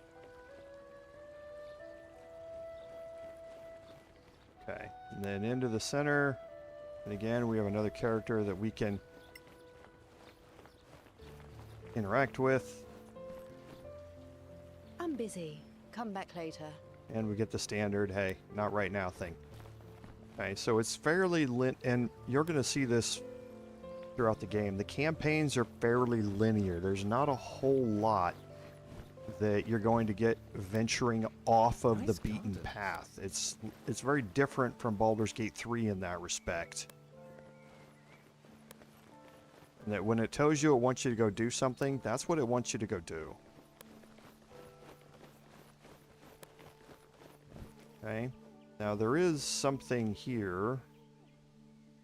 And I don't think there's a check for this. That's a view. Okay, yeah. So this is your memorial for the people who were involved in the testing and the Kickstarter that was put out for this. I believe this is all the Kickstarter donators that was put out.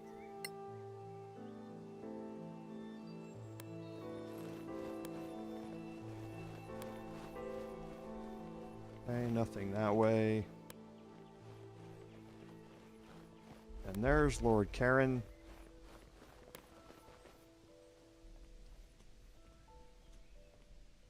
Look at the size of this council hall. So this is what they spend our taxes on. Look, is that the princess? Wait, is she leaving? Apparently so. Then who will administer the oath?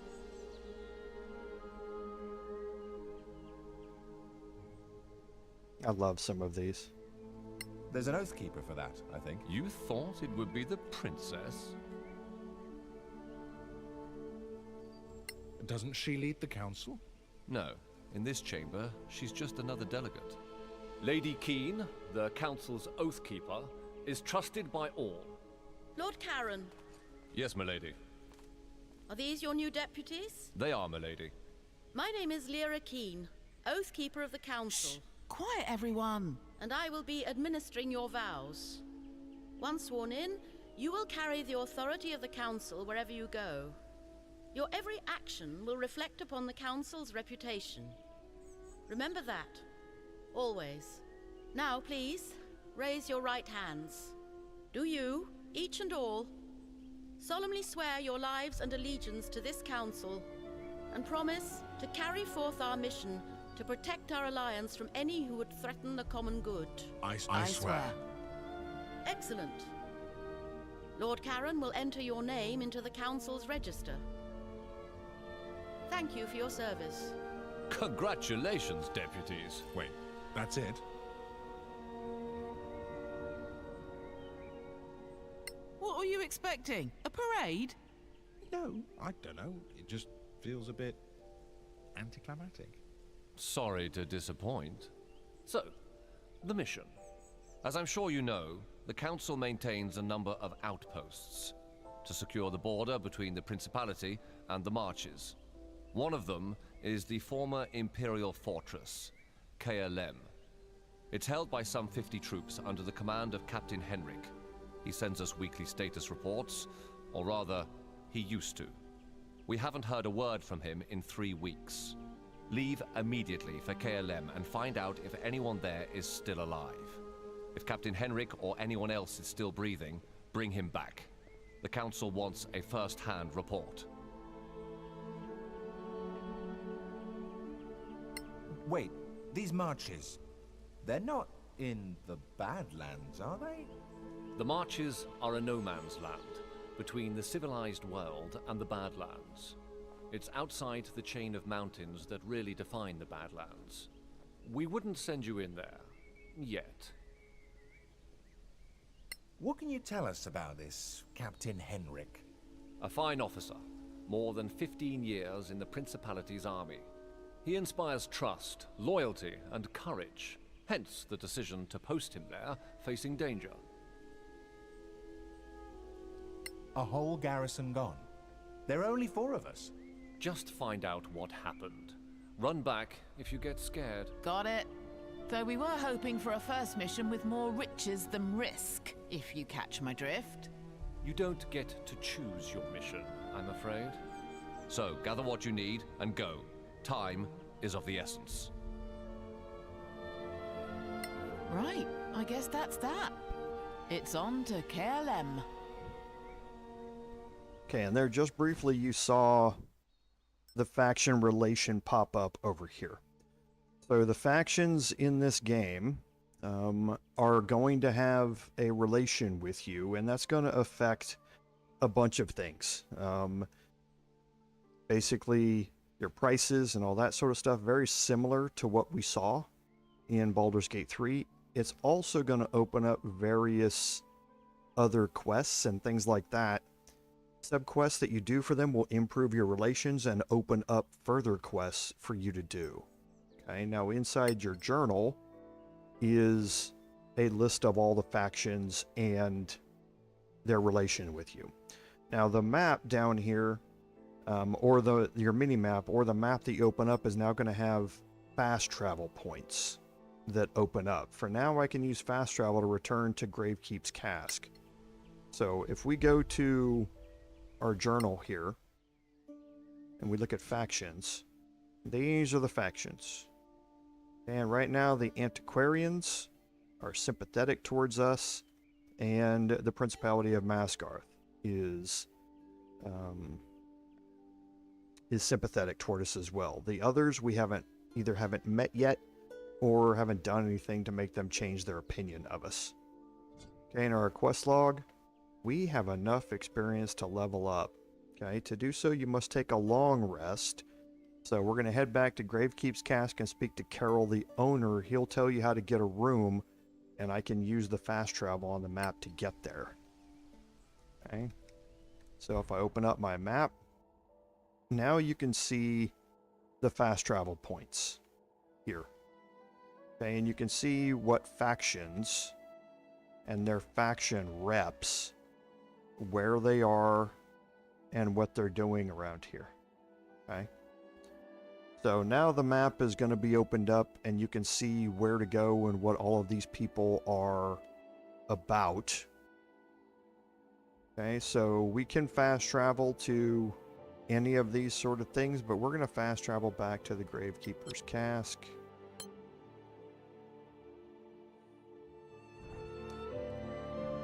Okay, and here we can talk to Carol Martell.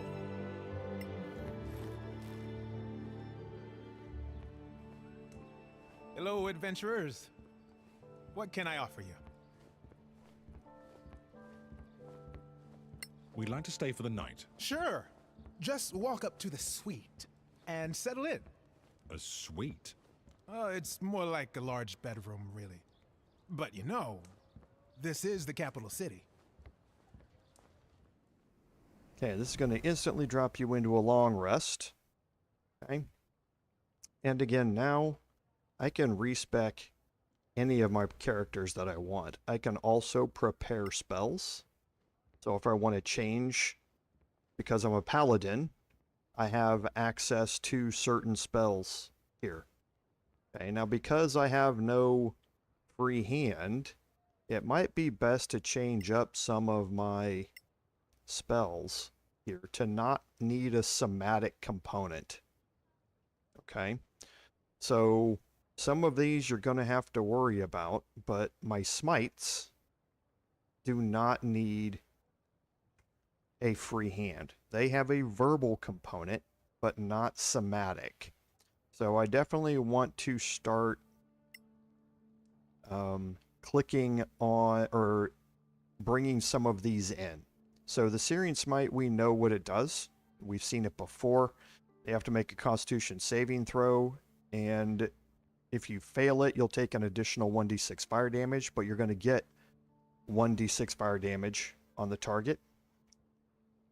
Then Wrathful Smite does an additional 1d6 necrotic damage, and then they have to make a wisdom saving throw, and if not, they're frightened. Now, frightened isn't like it was in Baldur's Gate 3. So you'll kind of see the difference between frightened and how that works as we go through this. It's a little different in this game versus tabletop, but Thunderous Smite is going to be able to give you 2d6, Okay. Additionally, if the target is a creature, it must succeed a strength saving throw or be pushed 10 feet away from you and knocked prone. Okay. So, Thunderous Smite is a really good one to have. So I'm going to focus on those two. And now we're going to go through the level up. Now, here's all the things that I am eligible for to multi-class in my Paladin. And I've got Warlock, which is definitely what we're going to do because this is going to be a Hexblade Paladin. But we need to get our Divine Smite. And that means we need to level up to level 2 of Paladin here. Now, once you've chosen your class, you can always cancel this or click Previous and pick a different class. So don't let that animation fool you. Okay, so next we can pick a fighting style. And some of these are new, some of these should be familiar from Baldur's Gate 3. Blessed Warrior is new, you get 2 Cleric cantrips, but you're using Charisma as your spellcasting ability. I have a 20 in Charisma. Blind Fighting. You have Blind Sight with a range of 10 feet, even if you're in blinded or in total darkness. Now, this does not affect magical darkness. The SRD is very specific about this, so this does not allow you Devil's Sight, like the Warlock Invocation, to see in magical darkness. It does allow you, though, to have Dark Vision, and if you're something that doesn't have Dark Vision by default, then Blind Fighting will be able to give that to you. Okay. Defense just gives you a +1 bonus to AC when you're wearing armor. Dueling, you get a +2 to weapon damage rolls if you're not dual wielding. Great Weapon Fighting, we know what that does. We've seen it before. Interception. This is when it's kind of like the shield spell, or something like that. In that, however, here, if a creature, when you see a creature hit a target other than you that's within 5 feet, so they have to be right next to you, you can use your reaction to reduce the damage by 1d10 plus your proficiency bonus, so 1d10 plus 2. You must wield a shield or a simple or martial weapon to use this reaction. So if I'm going to be fighting right next to somebody, then I can use my shield to help block some of that damage, possibly. Protection is very similar in that they're within 1 cell of you. I can use a reaction to impose disadvantage on the attack roll. Again, it must be wielding a shield, but this is maybe they missed the attack. Here is they hit the attack, and I'm going to reduce the damage. And then Superior Technique. Superior Technique we've seen before. This is the Battle Master subclass from the Fighter. This allows me to get 1 superiority die and use it once per long rest to do any of the Battle Master maneuvers that I choose, or one of the Battle Master maneuvers that I choose. Okay, so trip attack, pushing attack, all of that sort of stuff, I'd have access to it. For me, it's dueling. I've seen this before. I'm going to be wielding a shield and a sword. So dueling is going to give me a +2 bonus to damage on that straight off the top. So for my Bard. Now my Bard is going to get Expertise here and Jack of all trades, which is incredibly important. So I'm going to stick with Bard here. I'm going to be leveling up like I had previously seen. I'm going to be dipping Warlock and probably Paladin, but maybe Fighter here on my Bard as I go. Okay. So here are my proficiencies. So now I unlock Expertise. I'm going to unlock Persuasion and Deception here. I can unlearn a spell, which I don't need to here. And now I get to pick a new spell here. And Featherfall isn't something I'm really going to need. Dissonant Whispers I like, and it doesn't have a somatic component.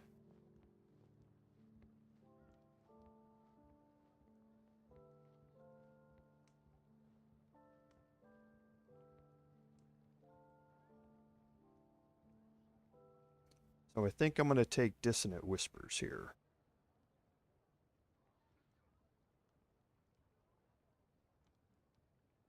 You know, I want to try something with Longstrider. I haven't tried this yet, but I want to try something with it. So now my Monk. Now Monk, obviously you want to stick with Monk for level 2. They get a huge bonus to things. Unarmored movement, uncanny metabolism, step of the wind, patient defense. This is where our key points come into play to give us flurry of blows.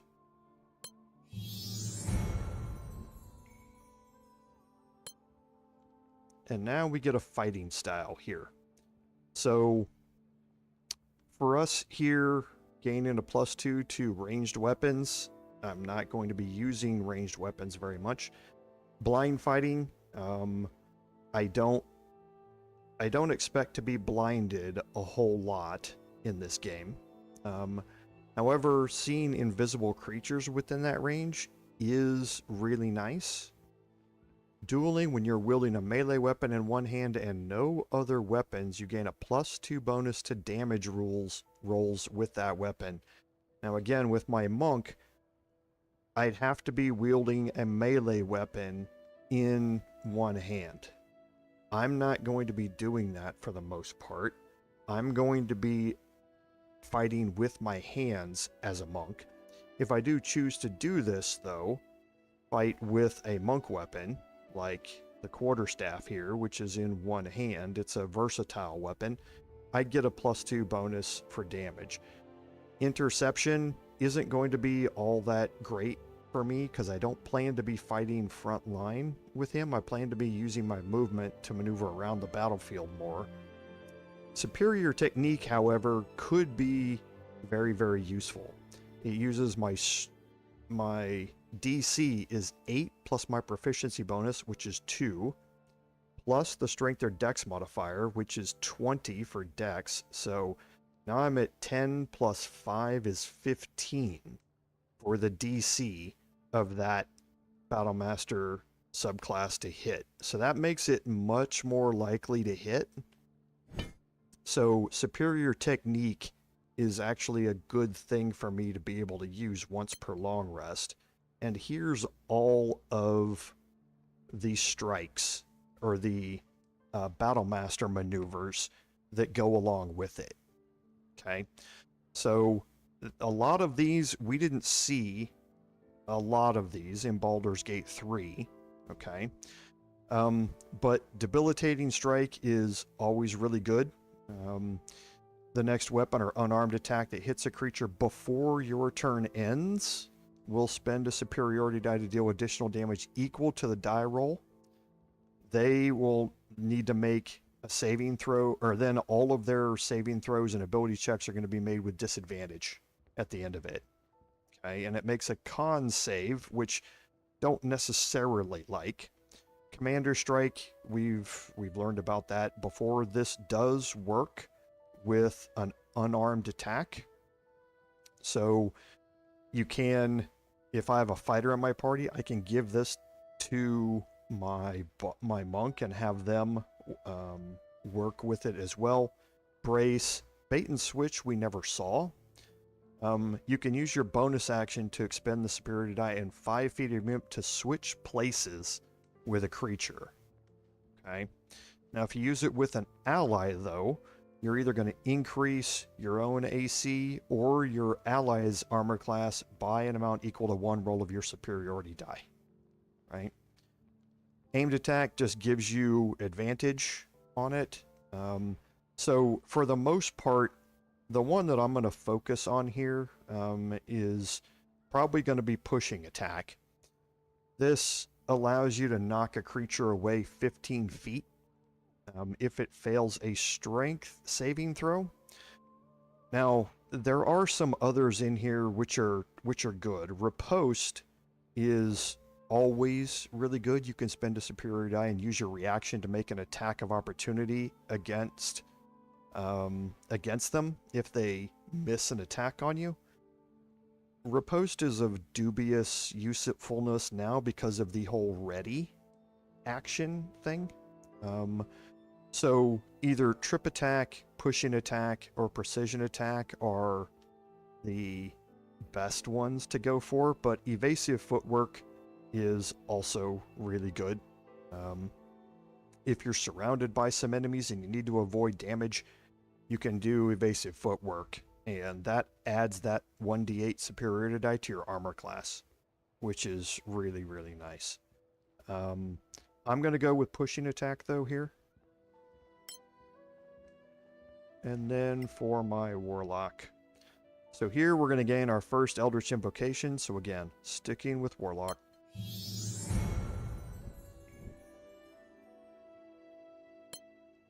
And look at this list of invocations. Okay. Now, I started with Pact of the Tome here for her. That gives me 3 additional cantrip spells. So I'm not going to unlearn that. And now I get a choice of any of these. Now, some of them are familiar, some of them are not. You get more at level 5 here. You get more at level 7, level 9, level 12, and level 15. Okay. So we're familiar with some of these. I get 2 of them. Agonizing Blast as my charisma modifier, which is +5. So that's a no-brainer. Just take it, period. End of story. But there are some other things in here that we are going to need to be aware of. The hexes. Now, we have Malediction. Malediction is the equivalent of Hex that you saw in Baldur's Gate 3. You cast it once, you can lay it on somebody. When they die, you can move it to somebody else with a bonus action. There is another hex, the Soul Hex, which we're going to be getting later. So I've got Malediction right now, but I'll eventually replace it with when I get the Soul Hex feature. And Soul Hex, I won't need to use a spell slot to cast it. But Burning Hex means that when I curse that target, they are going to take fire damage equal to my charisma modifier. So now they're going to get a +5 of fire damage as soon as I target them. So that gives me basically on my bonus action, when I move that to a new target, fire damage on top of it, or cold damage, okay, or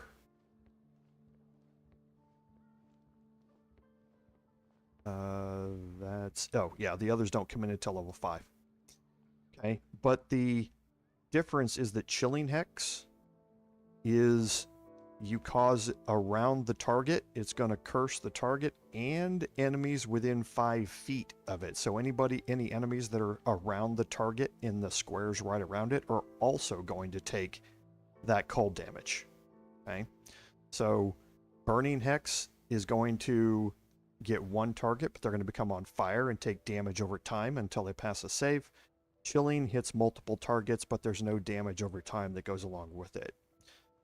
Devil Sight is obviously, we know what it is. This is something that we're going to be focused on for our party in this as well. Eldritch Sight is really good because Detect Magic is so good in this game. But you can cast it without expending a spell slot. We already have it as a ritual spell, though, so we don't need to worry about Eldritch Sight. Eldritch Spear is really good, and this was not in the game because cover was not implemented in Baldur's Gate 3. Eldritch Spear is when you cast Eldritch Blast, you ignore any cover, whether it be half or 3/4 cover that's on the target. So that means you don't have any negatives to hit if they're in cover. Now, full cover means you can't see them, so you can't target them. But this gives you some more damage, or more likelihood of damage on your Eldritch Blast. So it's really, really good. Repelling Blast, we also know about it. This pushes you 10 feet, or 2 cells away, which is also really good. The Grasp of Hadar is the exact opposite of Repelling Blast. It pulls them towards you for 10 feet. And then we get some things that we haven't seen before. Aspect of the Moon, because we never had a chance for random encounters in our camp in Baldur's Gate 3. Here, if you're in camp, you might get attacked. If you have Aspect of the Moon, you don't need to sleep anymore. And you can keep watch, which lowers the chances of you being attacked in camp. But if you are attacked, you are awake. And that first round, you're not surprised like everybody else is. Okay, so it can be really important to have on one of your characters. Which of Ancient Secrets we knew about. We can get ritual spells from any spell list. Thief of 5/8 we've learned about before, but Lance of Lethargy we haven't seen before. When you hit a creature with your Eldritch Blast, you can reduce that creature's movement speed by 10 feet until the end of our next turn. So if you're trying to keep somebody at arm's length, you can possibly hit them with Lance of Lethargy, have somebody else push them back, like with my monk doing it, and now they might not be able to, they can only move 1 tile closer. This is going to move them back, or reduce their movement speed by 10 feet. If they have 30 feet of movement speed, my monk is going to move them back 15 feet. So now they have 20 total movement. They move back 15 feet. They can only move 5 feet closer to me. Okay, so this is really something to combine with a pushing attack or something else to keep a main enemy at arm's length quite a bit. For me, I'm going with Eldritch Spear. It's too good a thing to ignore cover here in this game. I don't need to... See, I have Malediction. This is Hex. Eventually, I'm going to unlearn this, but for now, it's an additional source of damage. And Malediction is 1d6 magical damage of the same type as your casting damage. Okay, so it's the same as Hex. And now for my class spells, I prefer... Well, I don't think it's going to matter.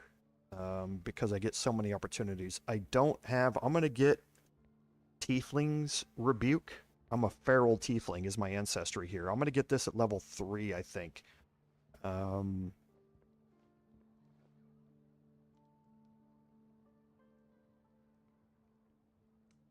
Yeah, so I may take...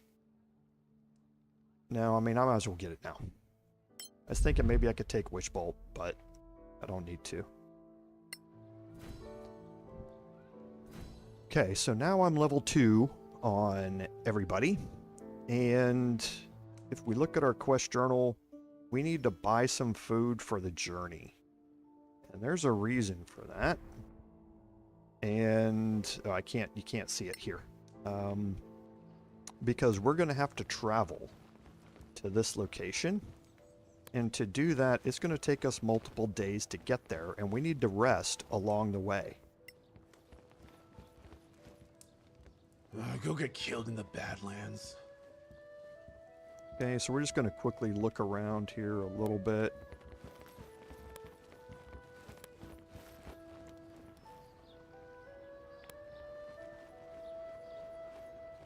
Okay, and now some of these people out here are going to be more willing to talk to us. I'll be with you in a minute. Okay, but some of them won't. Some of them who will, you're going to see here.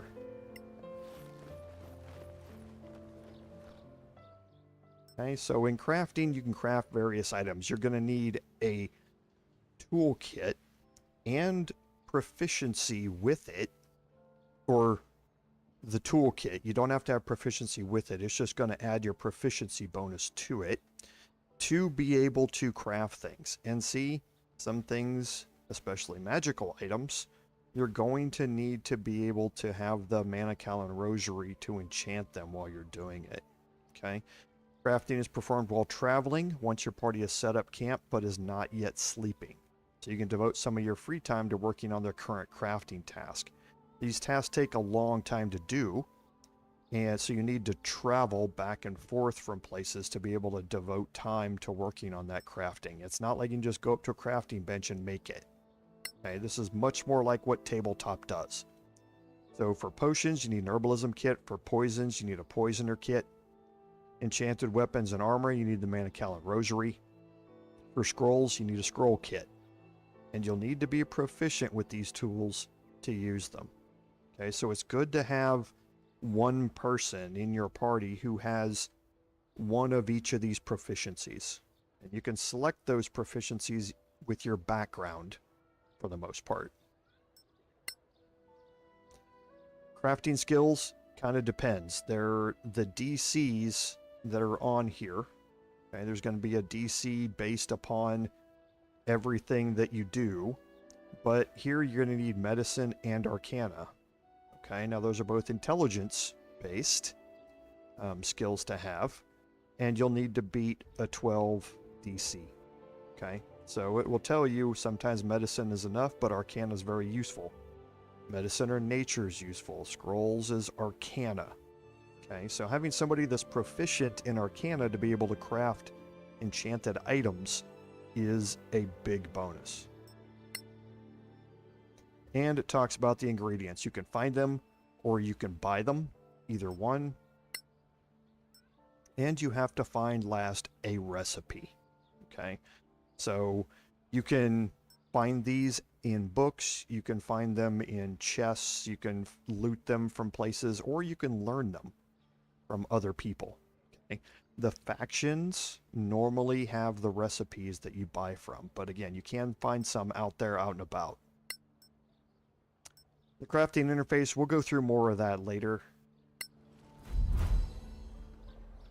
Hello, how may I help you?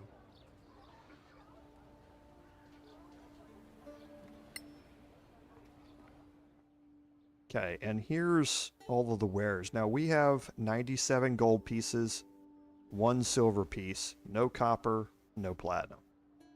Okay, so here everything is going to be worked out in gold pieces. The way this system works is by tens. So 10 copper pieces equals a silver piece, 10 silver pieces equals a gold, 10 gold is a platinum. Okay, so it's going to convert your platinum down to gold to be able to buy things because all of the stuff in the stores are based around gold. Okay. Now, here are recipes.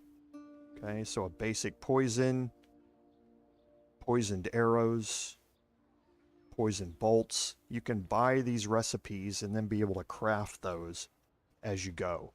Now, you can buy, there are things, spell focuses.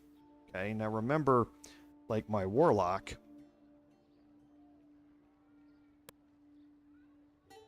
her spell focus is the component pouch. Okay, and it's a universal spell focus. The cape is a divine spell focus, so that's not going to work for her to use. Okay, but there may be other spell focuses that she can use. But for now, you can see the orb is for arcane spells and that sort of stuff. So she can look around and see if there's an amulet. So I could get rid of the component pouch here and to be able to put my potions in that spot if I changed out and gave her an amulet as her spell focus. You have to have the spell focus to be able to cast the spell. Okay, if you don't have it, you're not going to be able to cast spells. So, but you can change them around. Belt, bracers, the pouch, or the amulet slot. And there's also a circlet slot. So, depending upon what gear you have, you can keep your spell focus by moving it around in your inventory. And at some point, like I say, pretty farther on, things that you would, it doesn't matter what you equip, your weapon is going to be your spell focus, that type of stuff. Okay, so here I can buy potions of healing. They're going to be pretty expensive though.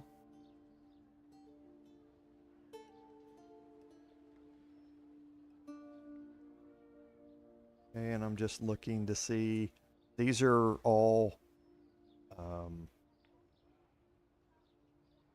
enchanting recipes. And see, I can get a katana +3, a crafting recipe for a katana +3. Okay, for enchanting it and all of that sort of stuff. And then you can see they will be able to identify. You can detect magic. You don't know if any of these are magic items right now. So you can detect magic or you can cast it on yourself. And then you can identify those items that show up as being magical items. Okay. So this is a crafting ingredient here, and it tells you can be used to craft a magical item provided it is primed. You'll learn more about that during the crafting mechanics. Okay. So for now, I don't think I've got 2 scroll kits though, so I'm just going to sell this because I don't need it.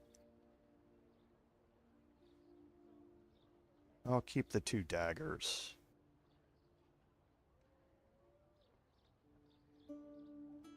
Okay, so I'm going to get 2 gold pieces and a silver piece out of this.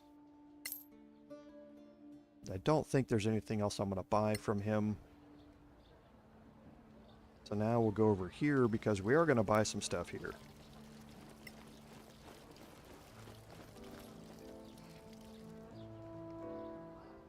Welcome to Gorim's Emporium. Are you Gorim? That's me, the one and only.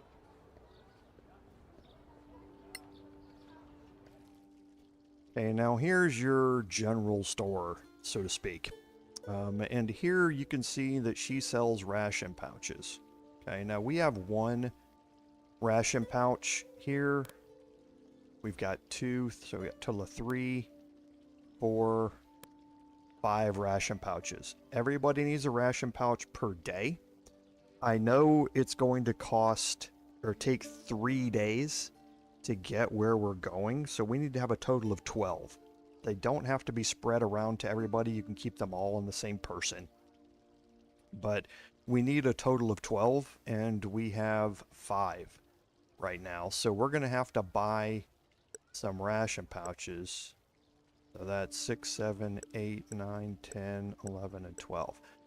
The reason I'm doing this, you can scavenge for food. If you have a ranger, well, you don't have to have a ranger, but a ranger with their favored terrain and who has a high nature skill can forage for food.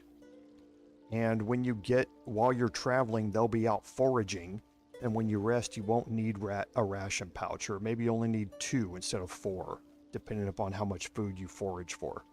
Here, I'm not going to take that chance. I do have a couple of people with high nature skills, my monk in particular.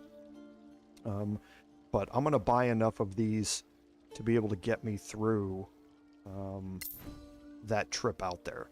Now, if I look at my weapons, she has a crossbow and a dagger. My monk has darts. Now, my monk, something like a short bow is not a monk weapon. So I won't be, and it will tell you if you hover over it. Okay, so the short bow, I can use the long bow.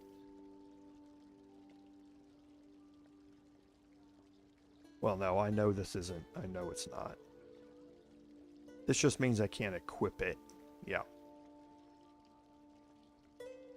On the weapons, I can still equip it. I just don't. I get a negative to hit with it. So this is not something that I'm going to use here, but for her, she doesn't have any ranged weapons. So I'm going to pick her up. I think I'm going to buy a short bow for her. Actually, I could buy a light crossbow instead. No, she's already got arrows. So let's buy the short bow.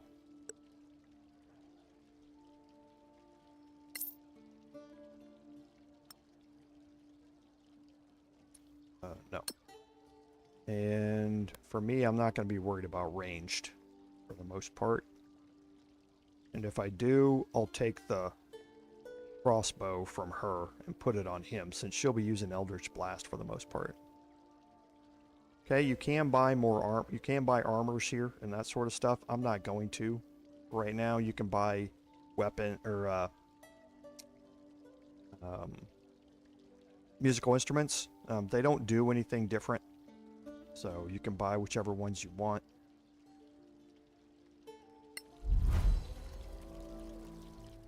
Let's go into our inventory here, because I think this is probably a good idea if I take my crossbow and my bolts and I move it here.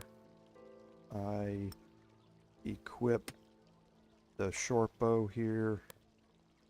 Equip the crossbow and the bolts.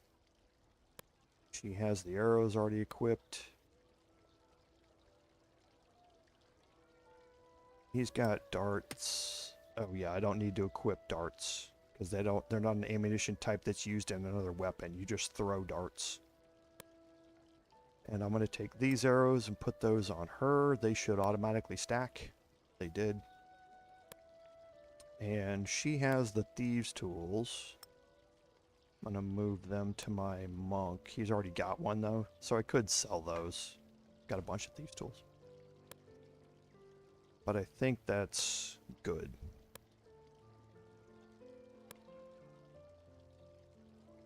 Okay, and I'm just looking at encumbrances. Everybody looks alright. Okay, so there are a couple of things that we can look at. So there are some of these chests we're not going to be able to get.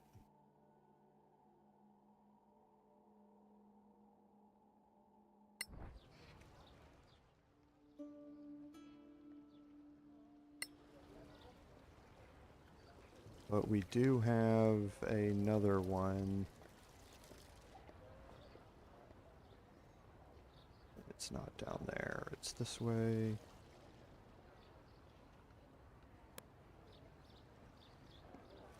Don't think I'm going to be able to go anywhere. Nope. Deputies? A word, if you please. So famous already. I love it. You were in there too. Are you a member of the council? I'm Annie Bagmorder, quartermaster of the Scavengers Guild. We don't have a seat in there, but they all know exploring the Badlands without us would be a bad idea. That's why you should stop by our headquarters downtown. You'll need our services, I'm sure. Is that compulsory? No. But you'll find our services useful. Everyone does. Did Lord Caer not tell you? No, he pretty much stuck to giving orders. Oh, right. Anyway, we offer plenty of help and advice to beginners like you. We are grown-ups, you know. At least most of us are. Of course you are. Well, good luck. At least she's not another lady or something. The Scavengers. They've seen so much already. The first explorers of the ancient empire. So what do you think? Should we check out their headquarters? It's not far, but... I've had enough talking. Let's go kill some monsters. if there's business to be done, we can't afford not to. Okay, and this is going to open up a new quest for the Scavengers. Now, the Scavengers do a unique role in this game that we're going to see here in a little bit. Now, there is an option to quick shop. Okay, so in other words, once you've talked to the merchant the first time, you can just click here on their store and you don't have to go through the dialogue with them. You can just click there and it will automatically go to their shop.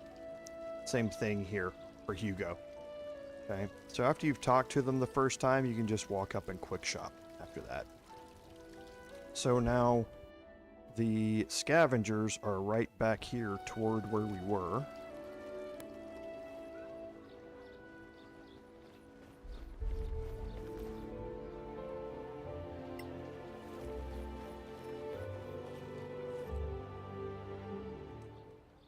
Ah, you came. You piqued our curiosity. So, what exactly do you have to offer? You don't know?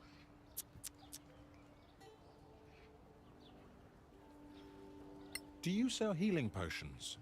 No, we don't. There's a shop for that. What kind of help do you offer to people like us? Simple. Now, people like you typically carry out missions for the Council.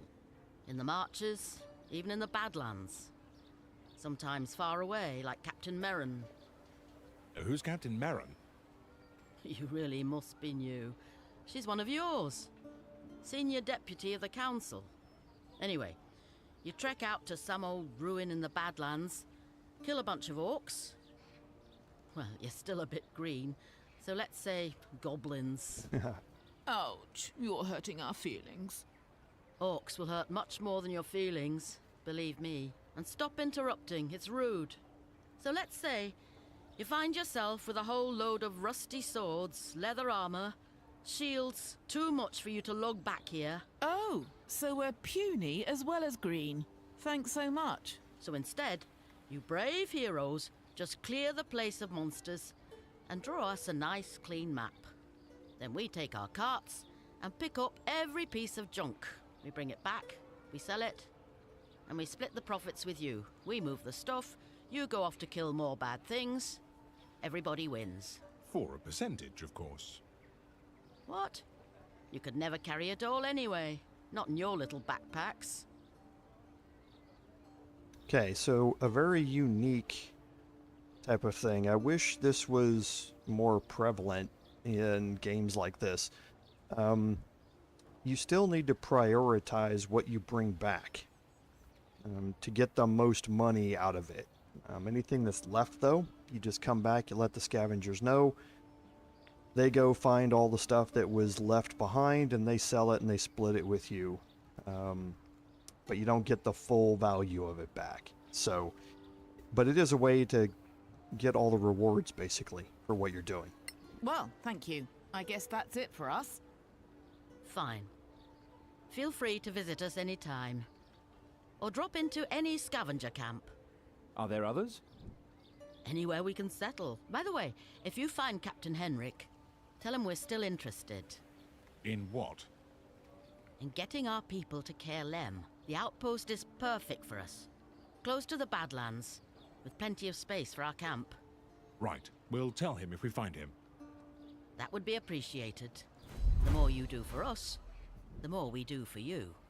Oh, so this business relationship can get better. And I hope it will, friend. I guess we'll see you around then. Sure. Good luck out there. And don't forget, in the Badlands, always keep your eyes open. Okay, so our relations with them went up.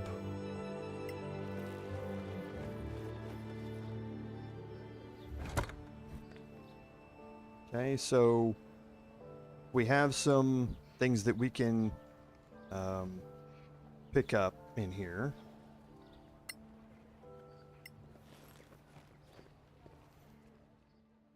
Okay, now this chest is ours to use. This is your party stash.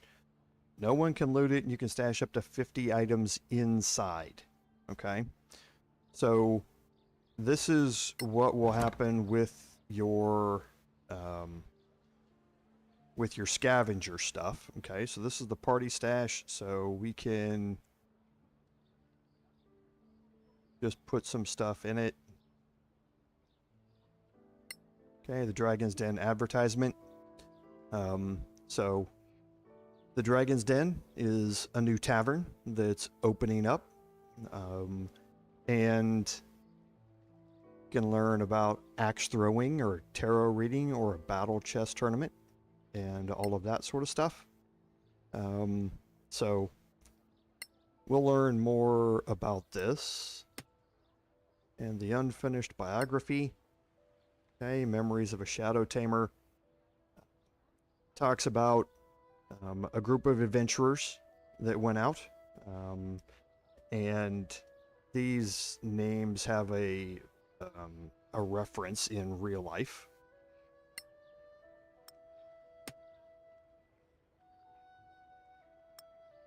And I'm just going to clear out some of my inventory here of things that I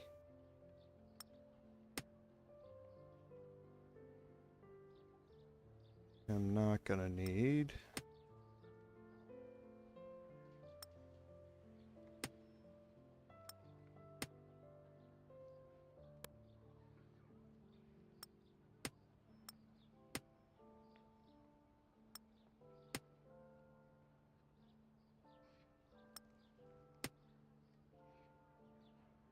I don't need 9 torches.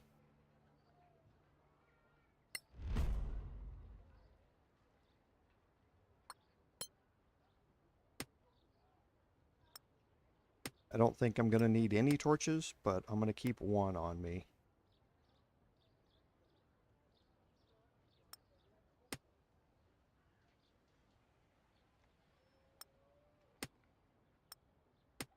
Crafting ingredients.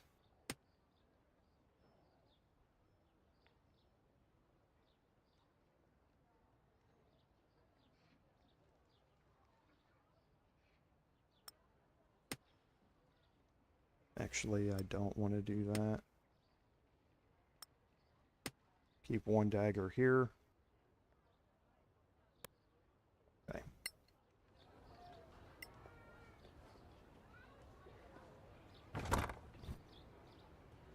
Okay, and I'm going to get a scroll of Revivify. Really nice. The potion of healing is always good, and 22 gold pieces. Very nice. Okay, I don't think there's anything else down here. Let's head around up to here real quick, and then we're going to travel out of here.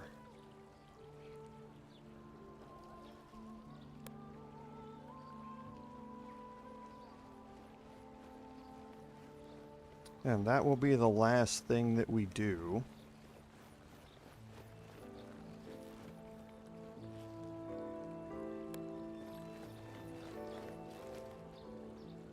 Somebody left what looks like a scimitar on the ground.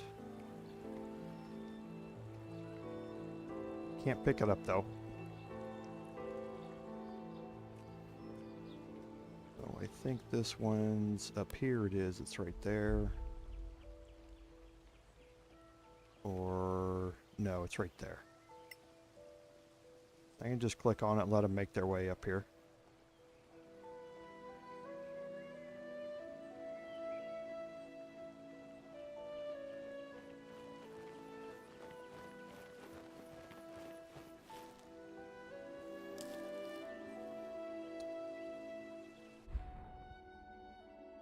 Okay, so I think that's it. So for secondary quests, we need to find Captain Henrik, okay? They wanted to build a scavenger camp in the Caer outpost, okay? But we need to talk to Henrik about that first. So Caer is the next one here, okay? So the outpost is in the marches west of the Principality's capital. Leave the town and use the travel map to reach Caer.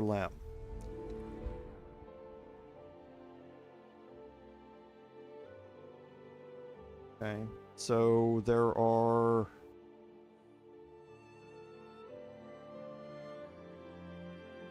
a couple of ways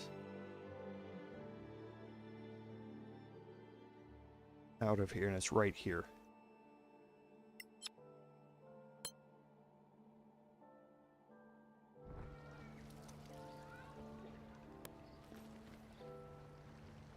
And here's the main, and you don't have to, this isn't the only way out of here. But you get these blue glowing areas. These indicate that they're a way out of the location that you're in. If you have a specific mapped location, this is the way to get out of it.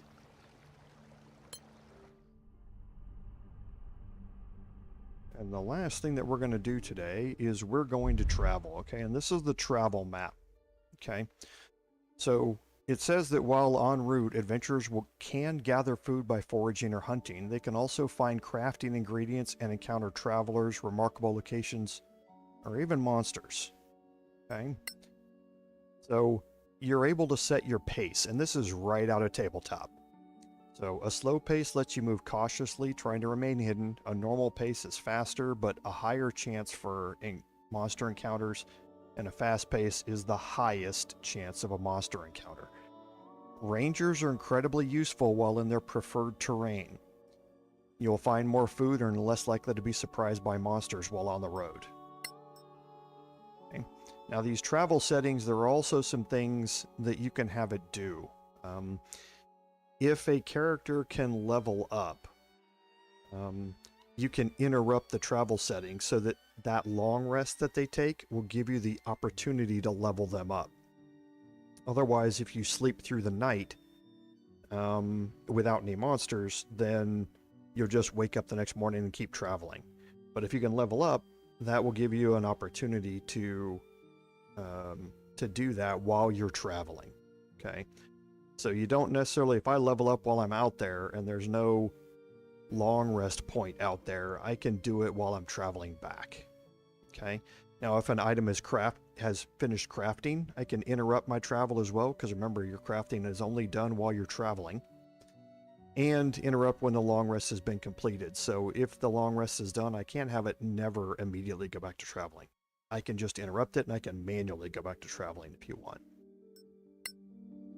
Okay, so here, looking at the map, you can see there's a bunch of places that are out here, but there's not a whole lot that we can do yet, except travel to the Caer outpost. Okay, and here's our settings. Okay, I don't have anybody with the Goodberry spell. I don't have anybody with the Create Food spell. So these two things can be used to get sustenance for a long rest. So the Goodberry spell is actually incredibly useful. There's always one person in the party that has it. It's a cleric thing, so I won't get it yet, but I'll get it later. So I'm going to have it interrupt and interrupt. And my pace will be normal. You can see I'm going to need 2 long rests for this. So if you don't have enough, you cancel, you re-enter your place, you go buy more food.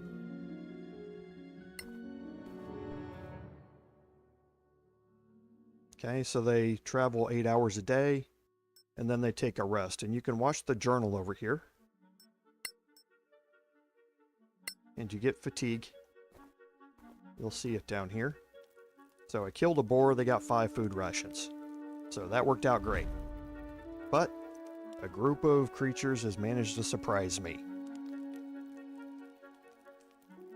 Okay, now all of my characters are surprised. This is normally not a big deal though, but it depends upon the type of monster you're dealing with. I've got 3 bandits and a highwayman here.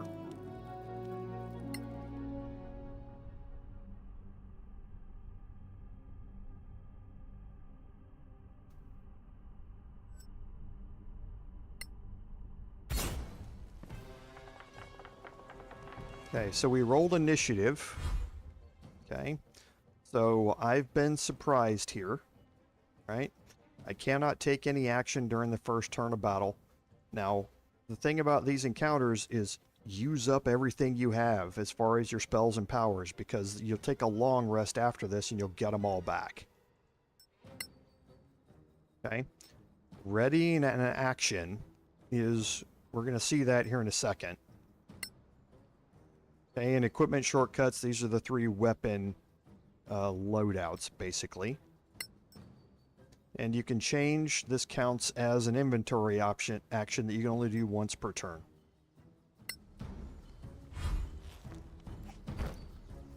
Okay, now he dashed. He's not going to be able to attack this turn. He's dashing as well. Okay, the surprise icon up here. Okay, now I can't I thought I was surprised.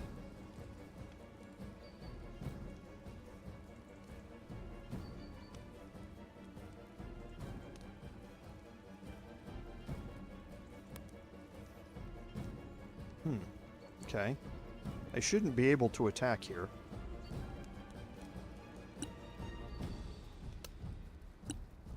So as my bonus action, I shouldn't be able to attack here. Not entirely sure.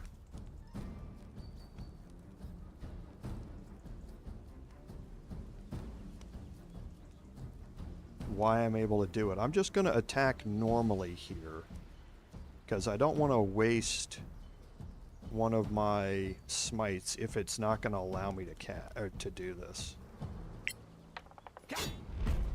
Okay, so now it's going to ask me if I want a divine smite. I'm going to smite that.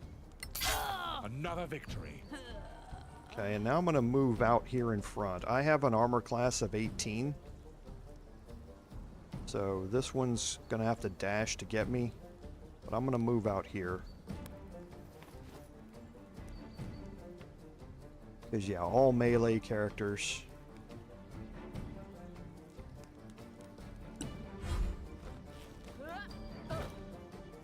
Not entirely sure why the surprise didn't work, or why the surprise isn't counting. I should be able to only move.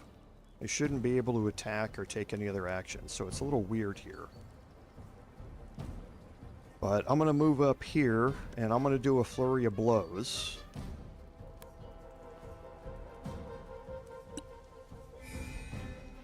Okay, and that's going to allow me to attack twice. Hey, that was Oh, mine. jeez. Okay. So I can't, I didn't expect to kill it in one hit, so I'm going to cancel Flurry of Blows. I'm going to wait here, and I'm going to ready my action. So if anybody comes next to me, I'm going to get a melee attack when they come into range.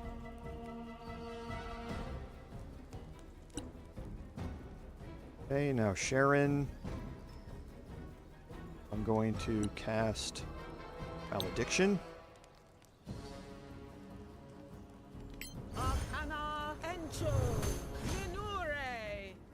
And like I say, that's Hex. So now I can use the Eldritch Blast cantrip.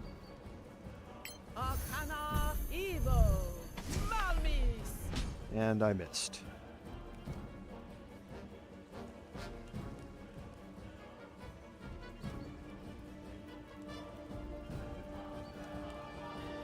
I think I'm going to move back here. Get the high ground.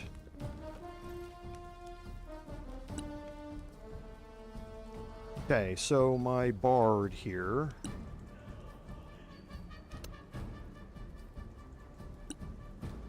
Yeah, I don't need help. So for my spell here, I'm going to...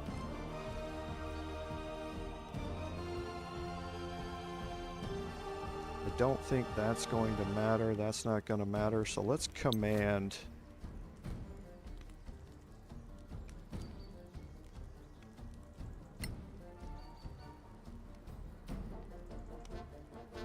Now, let's command... Lee.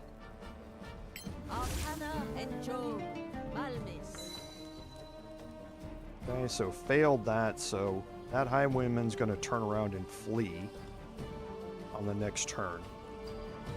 Okay. I'm going to spend my Bardic Inspiration on Rudi.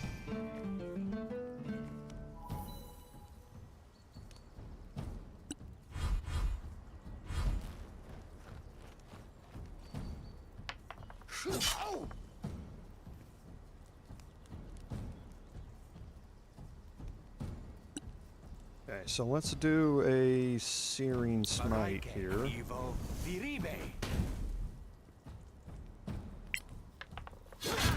Death claims you. Okay. Failed the saving throw, so an additional 2d6 there.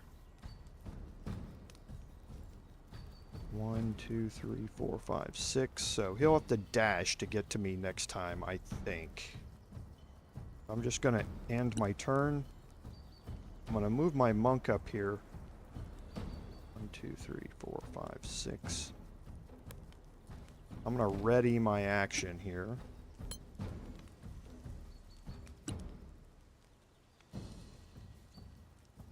Okay, still targeted with Malediction.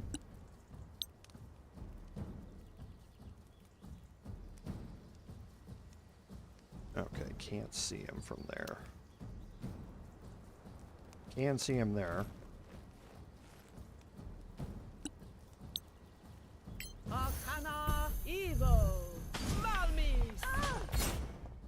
Okay. And now, after it's done, you can go back to the camp, click on the campfire, and go resume your rest. Okay. And it does mention a good thing about Caer. It's the Oblivion domain has the Peaceful Rest trait. They will not be surprised in the future. Okay, this time was for the purpose of explaining the rule. So maybe that's why surprise didn't work. because this was just here to explain what was happening. Okay, so I can go through and loot. And the way the looting system works is that if there's any loot that's grouped together, it will loot it all at the same time. So like I have a bag here and a bag here. Those might be close enough to each other. Yeah, see? It groups them all together. So let's quickly take a look at our inventory, because see my encumbrance went up here because of it. You don't normally end up looting a whole lot of ammunition, which sucks. But I have light crossbows for everybody. I just don't have bolts for everybody, but I'm still anxious to see, because I don't think this is a monk weapon.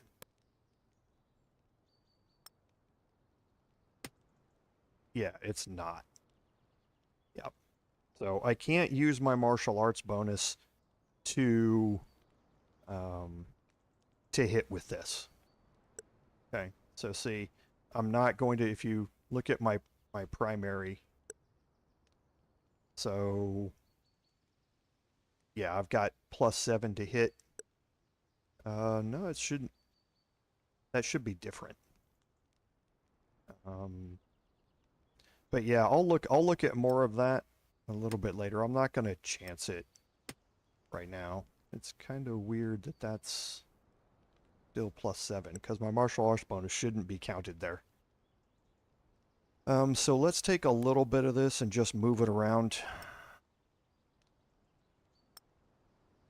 Just to get him...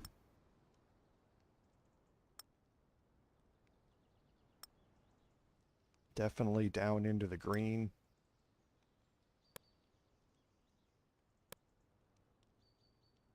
Okay, so we have leather armor. So my armor class gets set to 11 with that. Let's just go ahead and move this out. I believe... Okay, so I'm wearing warlock armor here, so it's still light armor. So I think everybody's got what they need. I don't want to wear any armor here. Okay, so I think that's it. There's a great sword. I'm not using two-handers. The scimitar, it's a light and finesse weapon, which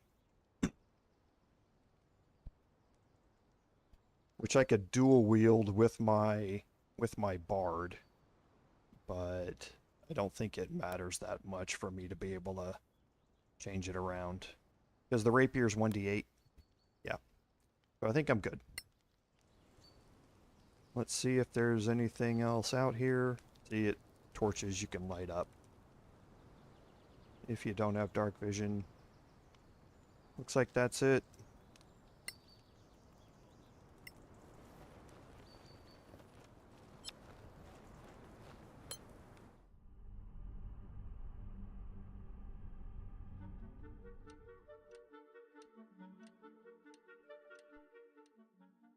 Okay, so long rest complete. I don't need to do anything.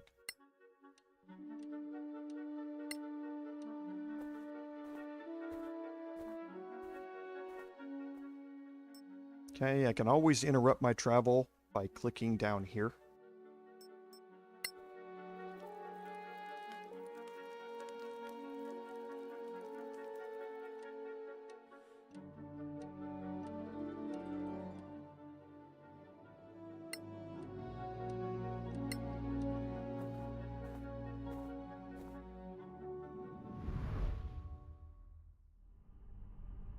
And here's where we're going to end the live stream today. Once we're loaded into Caer, this is going to be our first dungeon.